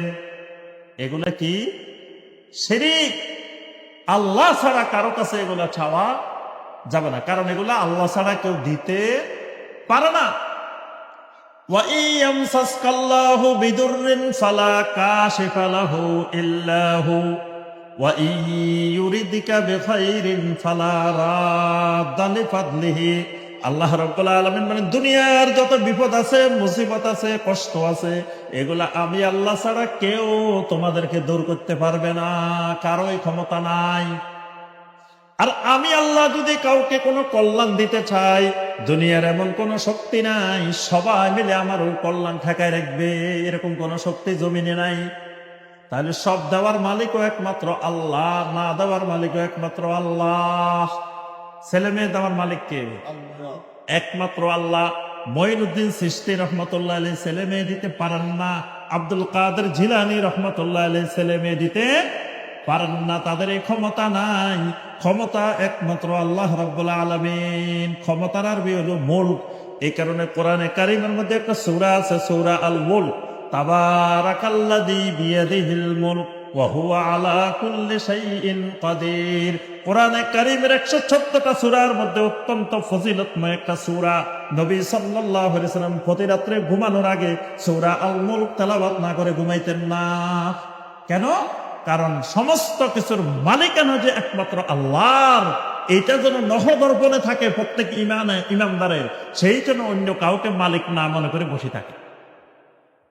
তাহলে আমার ভাইয়েরা এবং বোনেরা, তাহলে আল্লাহ ছাড়া কারো কাছে দোয়া করলে ইমান ভেঙে যায়। শিরিক যতগুলো আছে এগুলো ইমান ভেঙে যায়। আল্লাহ ছাড়া কারো জন্য মান্নত করলে ইমান ভেঙে যায়। মান্নত বুঝেন তো?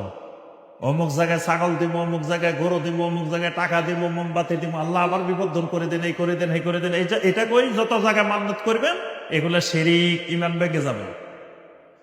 এরপরে আল্লাহ রাব্বুল আলামিন ছাড়া কোন জায়গার উদ্দেশ্যে আপনি যদি কোনো ধরনের পশু জবাই করেন, পশু নিয়ে রওনা দেন, এটাও শিরিক, এটাও শিরিক। আল্লাহ ছাড়া কাউকে সাজদা করেন, এটাও শিরিক।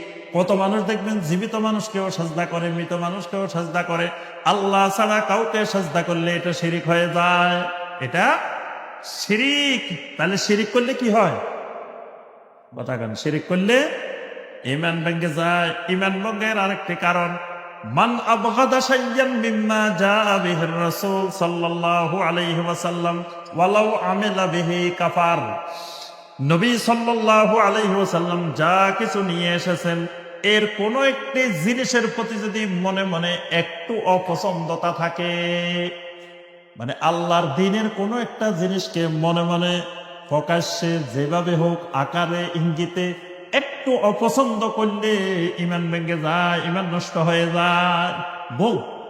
মানে আল্লাহর দ্বীনের যে কোনো ব্যাপারে আপনি একটু যদি মনে মনে অপছন্দ আসে, ঈমান ভেঙে যাবে।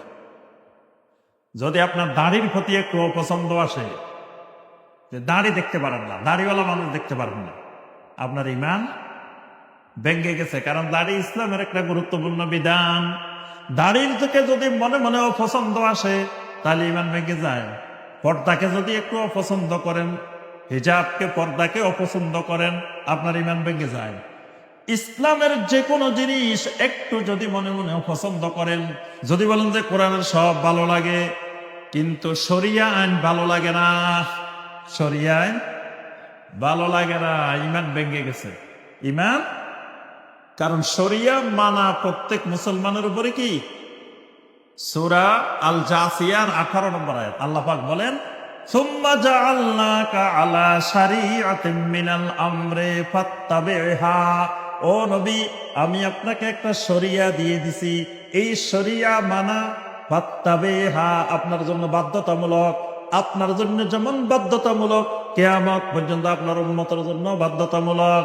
কেউ যদি শরিয়া আইন অপছন্দ করে, শরিয়া আইন অস্বীকার করে, শরিয়া আইন প্রত্যাখ্যান করে, সাথে সাথে ঈমান ভেঙে গেছে। ঈমান, যদি কেউ বলে এটা শরীয়তে হারাম, মারেফতে হালাল, গান বাজনা করে, ইসলামের নামে গান বাজনা করে, ঢোল বাদ্য বাজায়, গান বাজনা করে, তো মরণকালে ঢোলবাসী বাজাইও রে ভাই, গান শোনেন নাই? ওই যে ফেসবুকে ওই দিনও দেখছি কোন জায়গায় একটা মরে গেছে, সবগুলো ঢোল বাদ্য বাজাইতেছে। মরণকালে ঢোলবাসী বাজায়। এখন জিজ্ঞেস করলে ঢোলবাসী তো ইসলামে হারাম, বাদ্যযন্ত্র দোতারা, সাতারা, পাঁচতারা, সাততারা, আটতারা, এগুলো তো ইসলামে হারাম, এগুলা বাজাও কেন? এগুলো শরীয়তে হারাম, মারেফতে হালাল। ঈমানটা ভেঙে গেছে, ঈমানটা ভেঙে গেছে। কারণ একজন মুসলিমের জন্য শরীয়তে যেটা হারাম, দুনিয়ার এমন কোন শক্তি নেই এটাকে হালাল করতে পারে। একজন মুসলিমের জন্য শরীয়তে যেটা হালাল, দুনিয়ার এমন কোন শক্তি নাই হালাল জিনিসকে হারাম করতে পারে। হালালকে হারাম করাও কুফরি, হারামকে হালাল করাও কুফরি, দোনোটাই কুফরি, দোনোটাই ঈমান ভঙ্গের কারণ। তাহলে কেউ যদি কয় না আমি এখন শরীয়তে নাই, আমি মারফতে আছি। এক লোকে নামাজ পড়ে না, এমনি ফিস সাহেব আল্লাহর ওলি, নামাজ পড়ে না। তা আমি জিজ্ঞেস করলাম, কিরে ভাই আপনি নামাজ পড়েন না কেন? কয় আপনারা তো হলেন শরীয়তের মৌলবী, আমি এখন শরীয়তে নাই, আমি এখন হাকিকতে আছি। অনেক কিসে আছে? হাকিকতে আছে, এই জন্য ওনার নামাজ লাগে না। যে হাকিকতে গেলে নামাজ লাগে না, ওইটা শয়তানের হাকিকত। ওইটা কিসের হাকিকত? শয়তানের হাকিকত। কারণ আল্লাহ রাসূল সাল্লাল্লাহু আলাইহি ওয়াসাল্লাম ওফাতের পূর্ব মুহূর্ত পর্যন্ত নামাজ বাদ দেন নাই। তাহলে আল্লাহ রাসূল ওই হাকিকতে পৌঁছতে পারে নাই, সে ওই হাকিকতে পৌঁছে গেছে। তো যে হাকিকতে আমার রাসূল পৌঁছেন নাই সে পৌঁছে গেছে, এটা শয়তানের হাকিকত। কারণ জমিনে ওলি দুই রকমের হয়। ওলি কয় রকম? এক রকম হলো আল্লাহর ওলি, আরেক রকম হলো শয়তানের ওলি। একটা আল্লাহর ওলি আর একটা কোরআনে দুটোটাই আছে। আল্লাহ রাব্বুল আলামিন আল্লাহর ওলির ব্যাপারে বলেন সূরা ইউনূসের 62-63 নম্বর আয়াত। আল্লাহ রাব্বুল আলামিন বলেন আলা ইন্না আউলিয়া আল্লাহি লা খাউফুন আলাইহিম ওয়ালা হুম ইয়াহজানুন। যারা আল্লাহর ওলি, আউলিয়া উল্লাহ, এদের কোনো ভয় নাই, কোনো চিন্তা নাই, কোনো পেরেশানি নেই। আরেকটা ওলি আছে শয়তানের ওলি। আল্লাহ রাব্বুল আলামিন বলেন ওয়া ইন্নাশ শায়াতিনা লায়ুহুনা ইলা আউলিয়াইহিম লিয়ুজাদিলুকুম ওয়া ইন আতাতুমুহুম ফাইন্নাকুম মুশরিকুন। আল্লাহ রাব্বুল আলামিন বলেন শয়তান তার ওলিদের কাছে ওহী করে তোমাদের সাথে ঝগড়া করার জন্য, তর্ক বিতর্ক করার জন্য। তাহলে জমিনে শয়তানেরও কি আছে? ওলি আছে। ওলি দুই রকমের। খালি ওলি শুনলে মানুষ দৌড় মারে। এখন ওলিটা কি আল্লাহর ওলি না শয়তানের ওলি, এটা দেখে না। ওলি তো দুই রকমেরও হইতে পারে। ওলিয়া উলিয়ার বাংলাদেশ, ঠিক কথা, ওলিয়া উলিয়ার বাংলাদেশ। এখন ওলিয়া উলিয়া যেগুলো, কোন ওলিয়া উলিয়া? আল্লাহর ওলিয়া উলিয়া না শয়তানের ওলিয়া উলিয়া? দুটেরই তো বাংলাদেশ, দুটেই আছে, আছে না? এই জন্য যে শরীয়তের বাহিরে কোনো কিছুকে যদি কেউ হালাল মনে করে, হারামকে হালাল মনে করে, হালালকে হারাম মনে করে, এটা ঈমান ভঙ্গের কারণ। শরীয়তে যা আছে কোনো কিছুকে অপছন্দ করলে ঈমান চলে যায়। যদি কেউ বাইরে শরীয়তের সব ভালো লাগে, কিন্তু শরীয়তের মধ্যে, কোরআনের মধ্যে একটা বিধান আছে, ওয়াস-সারিকু ওয়াস-সারিকাতু ফাকতাউ আইদিয়াহুমা জাযাআম বিমা কাসাবা। চোর এবং চুরিনী, পুরুষ চোর মহিলা চোর, যদি প্রমাণিত হয় চুরি করছে, তাহলে আল্লাহ বলেন এদের হাত কেটে দাও। এটা তো ভালো লাগে না? সব ভালো লাগে, ইসলামের এটা ভালো লাগে না। ঈমান ভেঙে গেছে, ঈমানটা শেষ। তোমার কাছে কোরআনে যা আছে প্রথম থেকে শুরু করে শেষ পর্যন্ত সব ভালো লাগতে হবে। সামান্য একটা জিনিস যদি ভালো না লাগে, ঈমানটা শেষ, ঈমান ভেঙে গেছে। এ কারণে আল্লাহ পাক বলেন ওয়ামা কানা লিমুমিনিন ওয়ালা মুমিনাতিন ইযা কাদাল্লাহু ওয়া রাসূলুহু আমরান আইয়াকুনা লাহুমুল খিয়ারাতু মিন আমরিহিম। আল্লাহ এবং আল্লাহ রাসূল কোন ফয়সালা দিলে এরপরে কোন ইমানদার পুরুষ, কোন ইমানদার নারীর জন্য এটা অনুমোদিত নয়। সে এটা মানবে কি মানবে না, এই এখতিয়ার আল্লাহ কাউকে দেন নাই। যদি কেউ এই এখতিয়ার গ্রহণ করে, তার ঈমান ভেঙে গেছে। এটাই ঈমান ভঙ্গের একটা কারণ। ঈমান ভঙ্গের একটা কারণ জাদু আর-সিহর। জাদু করলে কি হয়? ঈমান ভেঙে যায়। কুফরি জাদু করলে ঈমান ভেঙে যায়। তো বাংলাদেশে জাদু আছে না? জাদু যে করে, যাকে দিয়ে করায়, যারা জাদুর কাজে সহযোগিতা করে, সবগুলার ঈমান ভেঙে যায়। সবগুলা কাফের হয়ে গেছে, সবগুলার ঈমান চলে গেছে। অথচ বাংলাদেশে জাদু আছে, আছে না? তাহলে যত মানুষ জাদুর সাথে জড়িত আছে, সবগুলা মানুষের কি হয়েছে? ঈমান ভেঙে গেছে। ঈমান ভঙ্গের আরেকটি কারণ, মান ইস্তাহজা বিশাইয়্যিন মিন দীনির রাসূল সাল্লাল্লাহু আলাইহি ওয়াসাল্লাম। আল্লাহ রাসূল সাল্লাল্লাহু আলাইহি ওয়াসাল্লাম যেই দ্বীন নিয়ে আসছেন, এই দ্বীনের কোনো একটা জিনিস নিয়ে ঠাট্টা বিদ্রূপ করা, হাসি তামাশা করা, ব্যঙ্গ বিদ্রূপ করা ঈমান ভঙ্গের কারণ। নবী সাল্লাল্লাহু আলাইহি ওয়াসাল্লামের দ্বীনের মধ্যে যা কিছু আছে, এই দ্বীনের, ইসলামের একটা জিনিস দিয়ে যদি আপনি একটু ঠাট্টা করেন, হাসি তামাশা করেন, তাহলে ঈমানটা শেষ।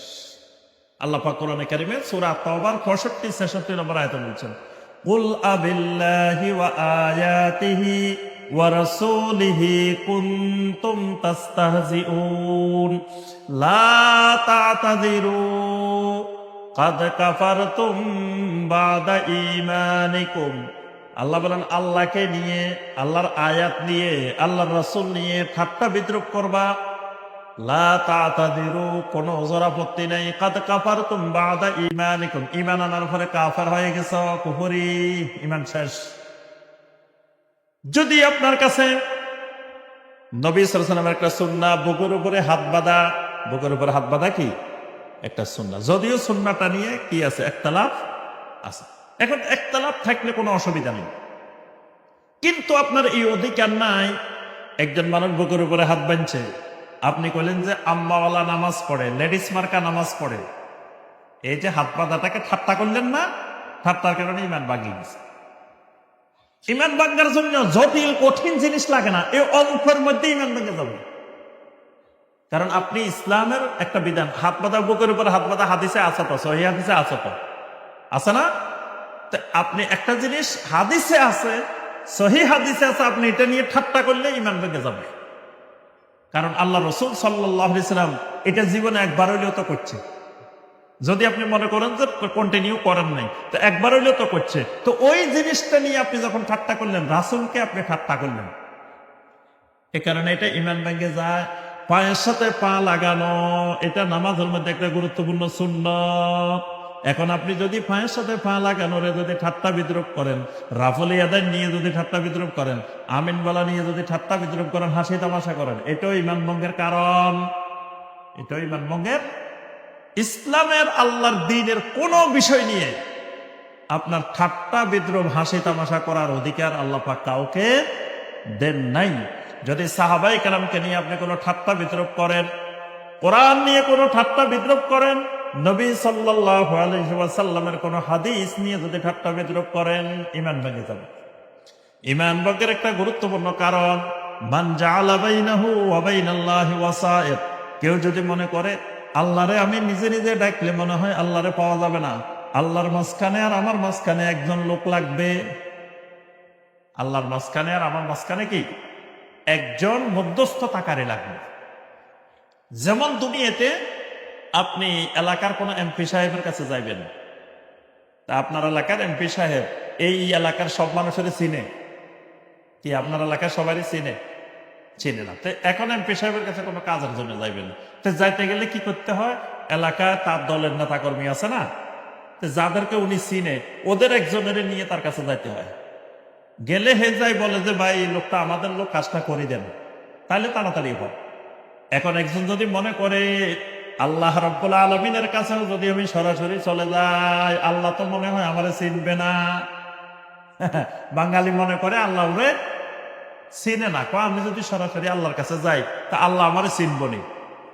আল্লাহ পাবনার মধ্যে কয়েকজনের চিনে খালি, বাস এবার আল্লাহর কাছে যাইতে হইলে ওই কয়েকজনের মাধ্যম হয়ে যাওয়া লাগবে, সরাসরি গেলে কিছু পাওয়া যাবে না। এই বিশ্বাস, এই চিন্তাধারা ঈমান ভঙ্গের কারণ, এটা ঈমান ভঙ্গের কারণ। কেমনে ঈমান ভঙ্গের কারণ?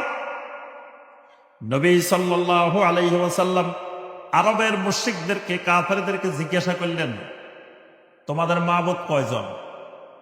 তারা বলল যে আমাদের মাবুদ 361 জন। মাবুদ কয়জন? কথা কয় না। মানে আরবের মুশরিকদের মাবুদ কয়জন? 361 জন। 360 জন হলো কাবার মধ্যে মূর্তি বানানো আছে, আর আল্লাহ তো একজন আছে। ওরা কিন্তু আল্লাহরে বিশ্বাস করে, আল্লাহ হলো 1 নম্বর মাবুদ, এরপরে আরো 360 জন আছে। ওরা কিন্তু 360 জন বানাইছে আল্লাহর ভালোবাসার কারণে, আল্লাহর কাজ কমাই দিছে। আল্লাহর উপরে যদি সব চাপ পড়ে তা আল্লাহ কয় দিক সামলাবে, এই জন্য ডিপার্টমেন্ট ভাগ করে দিছে। ভাগ করে 360 জনের মধ্যে আল্লাহর কাজগুলারে ভাগ করে দিছে, যাতে আল্লাহরে কষ্ট না দেওয়া যায়। আল্লাহকে ভালোবেসে শিরিক করছে, কিন্তু তারা শিরিকটা কিন্তু আল্লাহকে অপছন্দ করে না। এখন নবী সাল্লাল্লাহু আলাইহি ওয়াসাল্লাম জিজ্ঞাসা করলেন, আচ্ছা তো তোমরা আল্লাহকে বাদ দিয়ে এই সমস্ত মাবুদ কেন বানাইছো? তখন তারা জবাব দিছে 3টা। কয়টা? 3টা জবাব দিছে। একটা জবাব শুনেন, এই 3 জবাবের সাথে ঈমান ভঙ্গের এই কারণের সম্পর্ক আছে। 1 নম্বরে জবাব দিছে সূরা জুমারের 3 নম্বর আয়াত, ওয়াল্লাযীনা ইত্তাখাযু মিন দুনিহি আউলিয়া মা না'বুদুহুম ইল্লা লিয়ুকাররিবুনা ইলাল্লাহি যুলফা। 1 নম্বর জবাব, আমরা এই সমস্ত মূর্তিদেরকে ইবাদত করি এই জন্য, এরা তো যে সে মানুষের মূর্তি না, এগুলা সব আল্লাহর বড় বড় নবী, আল্লাহর বড় বড় রাসূল, আল্লাহর বড় বড় ওলি। 360 জন যে বানাইছি আমরা, কোন চোর, ডাকাত, খারাপ মানুষ এরকম লোকের একটা মূর্তিও আমরা বানাইনি। সবগুলা ইব্রাহিম আলাইহিস সালামের মূর্তি আছে, এর মধ্যে ইসমাইল আলাইহিস সালামের মূর্তি আছে, মরিয়ম আলাইহিস সালামের মূর্তি আছে, ঈসা আলাইহিস সালামের মূর্তি আছে, কত বড় বড় আল্লাহর ওলিদের মূর্তি বানিয়ে রাখছি। এগুলো তো যে সে লোকের মূর্তি না। তো এখন যে আমরা এদের ইবাদত করি, কেন ইবাদত করলে লাভটা হলো ইল্লা লিয়ুকাররিবুনা ইলাল্লাহি যুলফা, এরা আমাদেরকে আল্লাহর নিকটে পৌঁছাইয়া দিবে। আমরা সরাসরি আল্লাহর কাছে গেলে আল্লাহর কাছে পৌঁছা যাবে না, আল্লাহর মুকাররাবিন হওয়া যাবে না। এদের মাধ্যমে গেলে সহজে আমরা আল্লাহর মুকাররাবিন হতে পারবে, কারণ এগুলো সব আল্লাহর মুকাররাবিন বান্দা। যেগুলোর মুক্তি, এরা সব আল্লাহর নৈকট্য প্রাপ্ত বান্দা, এগুলো সব মুকাররাবিন বান্দা। সুতরাং আল্লাহকে পাইতে হলে, আল্লাহর কাছে যাইতে হলে এই মুকাররাবিন বান্দাদের মাধ্যমে না গেলে আল্লাহর পাওয়া যাবে না। আজকেও দুনিয়াতে যদি কেউ বাংলাদেশে বলে যে আল্লাহকে পাইতে হলে, আল্লাহর মুকাররাবিন হইতে হলে, আল্লাহর নিকটবর্তী হইতে হলে এইরকম এদের মাধ্যম ছাড়া হবে না, তা আরবের ওই মুশরিকের মধ্যে এই মুশরিকের মধ্যে পার্থক্য কোথায়? এক জিনিস, দুইটাই, এটা ঈমান ভঙ্গের কারণ। 2 নম্বরে তারা বলতেছে, আরবের মুশরিকেরা 2 নম্বর জবাব কেন তারা মূর্তি পূজা করে। 2 নম্বর জবাব সূরা ইউনূসের 18 নম্বর আয়াতে কারিমা, وَيَعْبُدُونَ مِن دُونِ اللَّهِ مَا لَا يَضُرُّهُمْ وَلَا يَنفَعُهُمْ وَيَقُولُونَ هَؤُلَاءِ شُفَعَاؤُنَا عِندَ اللَّهِ। 2 নম্বর কারণ, এই সমস্ত মাবুদদের আমরা ইবাদত করি এজন্য এরা আমাদেরকে কিয়ামতের দিন আল্লাহর কাছে সুপারিশ করবে। 2 নম্বর কারণ, এরা আল্লাহর কাছে আমাদের জন্য কি করবে? এখন আল্লাহরেও বিশ্বাস করে, সুপারিশও বিশ্বাস করে মুশরিকেরা। এই কথাটা মুশরিকদের কথা। মুশরিকেরা বলতেছে এই মূর্তিগুলো যে সমস্ত ওলিয়া উলিয়ার, যে সমস্ত বুজুর্গদের মূর্তি, তাদের যদি আমরা ইবাদত করি তাহলে তারা কিয়ামতের দিন আল্লাহর কাছে আমাদের জন্য কি করব? সুপারিশ করব। অর্থাৎ তারা, আমি কবরে যাওয়ার পরে মুনকার নকির আসার আগে আমার মুর্শিদে হাজির হয়ে থাকবে। দেখবেন বাংলাদেশের অনেকে বলে, আমি কবরে যাওয়ার পরে মুনকার নকির আসার আগে আমার মুর্শিদ কেবলা হাজির হয়ে যাবে। ওই আরবের মুশরিকদের কথা, যে আমি আর উত্তর দেওয়া লাগবে না, মুনকার নকিরের উত্তর দিয়ে দিব কে? মুর্শিদ কেবলা দিয়ে দিব। তো মুর্শিদ কেবলার এই জন্য ধরছে যে মুর্শিদ কেবলা কবরে উত্তর দিয়ে দিব। আবার কিয়ামতের দিন মুর্শিদ কেবলা কি করব? জাহাজ নিয়ে বসে থাকবো, লঞ্চ নিয়ে বসে থাকবো, বাস নিয়ে বসে থাকবো, ট্রাক নিয়ে বসে থাকবো, বিভিন্ন যানবাহন নিয়ে বসে থাকবো, আপনাকে ডাকি ডাকি জান্নাতে নিয়ে যাব। তাহলে ওই যে আরবের মুশরিকদের যে বিশ্বাস, ওই বিশ্বাসে আর এই বিশ্বাসে কোনো পার্থক্য আছে নাই। এটাই ঈমান ভঙ্গের কারণ। 3 নম্বর, আরবের মুশরিকেরা মূর্তি পূজা করার কারণ কি? সূরা সোয়াদের 5 নম্বর আয়াত, আজআলাল আলিহাতা ইলাহান ওয়াহিদা ইন্না হাযা লাশাইউন উজাব। কয় এরকম ধরেন নবী সাল্লাল্লাহু আলাইহি ওয়াসাল্লাম দাওয়া শুরু করছে না, শুরু করার পরে এই বিভিন্ন জায়গা জায়গায় চা দোকানে বসে, এখানে বসে, এখানে বসে, বসে বসে একজন আরেকজনের ভাই কথা একটা শুনছো নি? কয় কি কথা? মুহাম্মদ সাল্লাল্লাহু আলাইহি ওয়াসাল্লাম আমাদেরকে বলতেছে যে এই যে 360 জন মাবুদ, আমরা নাকি 360 জন বাদ দিয়ে খালি আল্লাহর ইবাদত করতাম। এটার থেকে আজব কথা, মহা আশ্চর্যজনক কথা জমিনে আর কোনোটা আছে? সবাই হাসাহাসি করে, এর থেকে আজব কথা শুনছো কোনোদিন? কারণ কি এটা আজব কথা কেন? আমরা দেখো আল্লাহর কাজ হালকা করার জন্য 360 জন বানাইছে, তাও কিন্তু আমরা শান্তিতে নাই, অশান্তিতে আছি। আমরা পরিকল্পনা করতেছি আরো কেমনে বাড়ানো যায়। আমরা চিন্তা করতেছি কি আরো মাবুদ বাড়ানো দরকার, এদেরও আরো কাজ কমানো দরকার।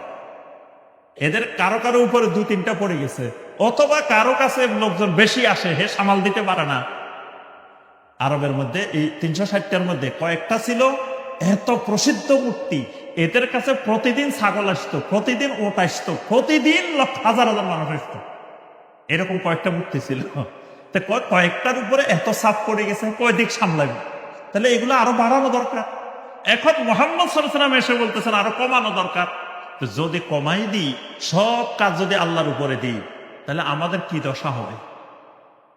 কারণ এই সব মানুষ যদি আল্লাহর কাছে চাওয়া শুরু করি, তা আল্লাহ কয় দিক সামলাবে? নাউযুবিল্লাহ। এই জন্য আল্লাহ পাক কোরআনে কারীমে একটা কথা বারবার বলছেন, ওয়ামা কাদারুল্লাহ হাক্কা কাদরিহি। আহারে দুনিয়ার মানুষ আমি আল্লাহর যথাযোগ্য মর্যাদা নিরূপণ করতে পারে নাই, আমারে চিনতেই পারে না। এরা আমাকে দুনিয়ার মানুষের মতো মনে করে বসে রয়েছে, মাখলুকের মতো মনে করে বসে রয়েছে। দেখবেন যত শিরিক আছে, শিরিকের কারণ আল্লাহকে মাখলুকের মতো মনে করে বসে থাকা। আল্লাহকে মাখলুকের মতো মনে করে বসে থাকা। একজন কইতেছে শুনেন, আল্লাহ রসুল সব জায়গায় হাজির নাজির। আল্লাহ রসুল সব জায়গায় হাজির নাজির মানে এখানেও আল্লাহ রসুল আছেন, সব জায়গায় আছেন, আল্লাহ রসুল সব দেখতেছেন। দলিল কি? দলিল হল কলকাতার হাইকোর্ট। কি আমি মনোযোগ দিয়ে শুনছি ফেসবুকে দলিলটা, কি দলিল দে দেখি, কোরআনের কোথায় আছে, হাদিসে কোথায়? কলকাতা হাইকোর্টে একটা বিচার চলতেছে, হত্যা মামলা। সাক্ষী 3 জন আসছে। একজনের বিচারক জিজ্ঞেস করছে, এই ভাই হত্যাকাণ্ডটা যে হয়েছে তুমি দেখছো? কয় না, দেখিনি। তুমি ওখানে ছিলা? কয় না। এ দেখেও নাই, ওখানে ছিল না। তো কেন আসছো? মানুষের কাছে শুনছি। যাও, তোমার সাক্ষী হবে না, বাতিল। আচ্ছা, দ্বিতীয় জন আছে, তুমি কি হত্যাকাণ্ডটা দেখছো? কয় না, দেখি নাই।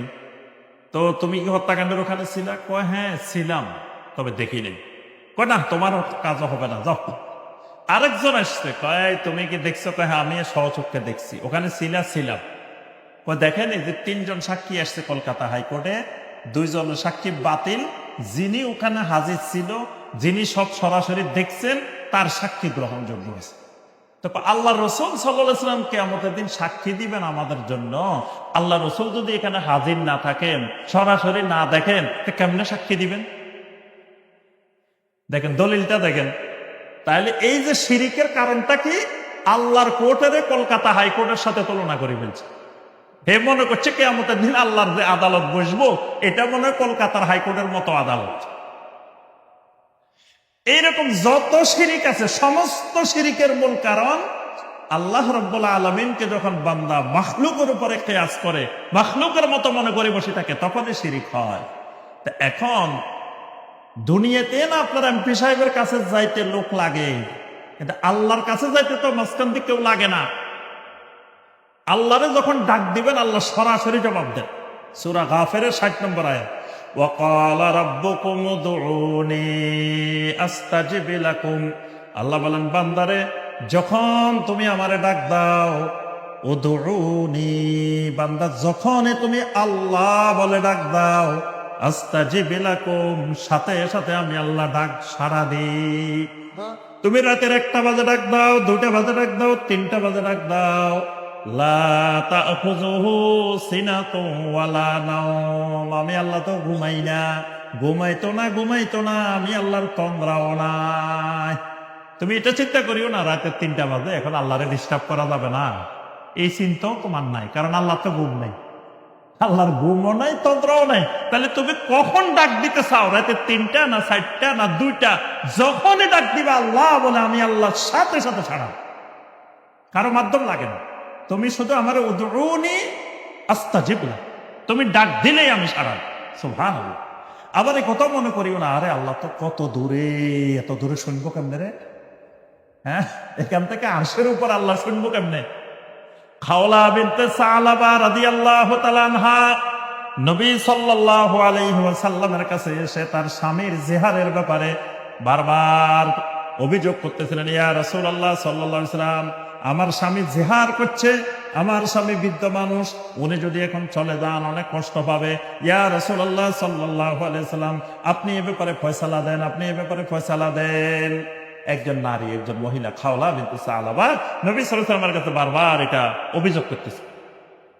আল্লাহ রাব্বুল আলামিন সাথে সাথে আরশে আজিম থেকে জবাব দিয়ে দিয়েছেন, কাদ সামিআল্লাহু কাওলাল্লাতী তুজাদিলুকা ফি যাওজিহা ওয়া তাশতাকি ইলাল্লাহ। আল্লাহ রাব্বুল আলামিন জবাব দিয়ে দিলেন, কাদ সামিআল্লাহ, আমি আল্লাহ শুনছি, আমি আল্লাহ শুনছি। কাওলাল্লাতী তুজাদিলুকা ফি যাওজিহা, যেই মহিলাটা আপনার কাছে এসে তার স্বামীর ব্যাপারে অভিযোগ দিচ্ছে, বারবার আপনাকে পিড়াপিড়ি করতেছে, বাদানুবাদ করতেছে, এই মহিলাটার কথা আমি আল্লাহ সরাসরি শুনে গেছি। সুবহানাল্লাহ। মহিলা কথা কইছে জমিনে। আম্মা জানা আয়েশা বলেন, ওই মহিলা যে ঘরের মধ্যে কথা বলছে, পর্দার এই পাশে ছিলাম আমি, এই পাশে এই মহিলা কথা বলছে, আমি ওই মহিলার কথা পর্দার এই পাশ থেকে শুনি নাই, কিন্তু আল্লাহ রাব্বুল আলামিন আরশে আজিম থেকে মহিলার কথা শুনছেন। সুবহানাল্লাহ। এজন্য এই কথা চিন্তা করার কোনো কারণ নাই। আহারে, এত হাজার হাজার কোটি কোটি মাইল দূর থেকে আমার আল্লাহ কেন শুনবেন? ওয়া ইযা সাআলাকা ইবাদি আন্নী ফা ইন্নী কারীব। আল্লাহ বলেন, বান্দারা যদি আমার সম্পর্কে জিজ্ঞাসা করে, আপনি বলে দেন, আমি আল্লাহর এলেম, আমি আল্লাহর ক্ষমতা, আমি আল্লাহর শ্রবণ, আমি আল্লাহর দৃষ্টি একেবারে নিকটে, বান্দার একেবারে কাছে। সুবহানাল্লাহ। আপনি মনে মনেও যদি আল্লাহর ডাক দেন, আল্লাহ সাথে সাথে শুনে ফেলেন। তাহলে আল্লাহ রাব্বুল আলামিনকে ডাকার জন্য কারো মাধ্যম ধরার প্রয়োজন। কিয়ামতের ময়দানে শাফাআতের জন্য কারো মাধ্যম ধরা দরকার নাই। আপনি আল্লাহর মুকাররাবিন হওয়ার জন্য কারো মধ্যস্থতাকারী দরকার নাই। আপনি ওলামায়ে কেরামের কাছে যাবেন এলেম শেখার জন্য, ওলামায়ে কেরামের সোহবতে থাকবেন এলেমের জন্য। কিসের জন্য? এলেমের জন্য। কিন্তু কারো সুপারিশের জন্য, তারপরে কারো আল্লাহর মুকাররাবিন হওয়ার জন্য, কারো উপরে তাওয়াক্কুল করার জন্য, কারো কাছে দোয়া করার জন্য, এরকম মধ্যস্থতাকারী ধরলে ঈমান ভেঙে যায়। তা আমার সম্মানিত ভাই বোনেরা, শীতের রাত আমরা দীর্ঘায়িত করব না, আমাদের টাইমও নির্ধারিত টাইমও শেষ। তো ঈমান ভঙ্গের আরো অনেকগুলা কারণ আছে। আমার একটা বই আছে এই বিষয়ের উপরে, ইসলাম ও ঈমান ভঙ্গের কারণ। আমার 14টা গুরুত্বপূর্ণ বই আছে। এই সবগুলা বইয়ের মধ্যে ঈমানের বিষয়ে আলোচনা আছে। আমি সবসময় আমলের চাইতে ঈমানকে প্রাধান্য দিই। বাঙালির আমলে সমস্যা নাই, বাঙালির ঈমানের সমস্যা। বাঙালির রোগটা হলে ঈমান। আমার ওস্তাদ ডক্টর আব্দুল্লাহ জাহাঙ্গীর রাহিমাহুল্লাহ, উনি প্রথম কিতাব লিখছেন বাংলা ভাষায়, ইসলামী আকীদা। তা আমি জিজ্ঞাসা করছিলাম যে, ওস্তাদ, যে আমলের বই না লিখি ইসলামী আকীদা বই লিখছেন কেন? তো ওস্তাদ বলছেন যে, বাঙালির আমলের সমস্যা নাই, বাঙালি আমল করতে রাজি, আমলেরও অভাব নাই বাঙালির। বাঙালি সবসময় ফাজাইলে আমল খোঁজে, কিন্তু ফাজাইলে ঈমান খোঁজে না। দেখবেন বাঙালি আমরা বিভিন্ন জায়গায় গেলে আমার বই নিয়ে যাই না, তো মুরব্বীরা এসে কয় কি, আমলের বই আছে, দোয়ার বই আছে। দোয়ার বই খোঁজে, আমলের বই খোঁজে। একটা মুরব্বী আসে কয় না, আপনাদের কাছে ঈমানের বই আছে? এটা কেউ খোঁজেন না, আমি এই পর্যন্ত পাই নাই। মানে সহজে পাওয়া যায় না যে ঈমানের বই খোঁজে, এরকম লোক নাই। সবাই কি খোঁজে? খালি আমল, খালি আমল। তা আমল বস্তা বস্তা, কিন্তু ঈমান নাই, তা লাভটা হইব কি আপনার?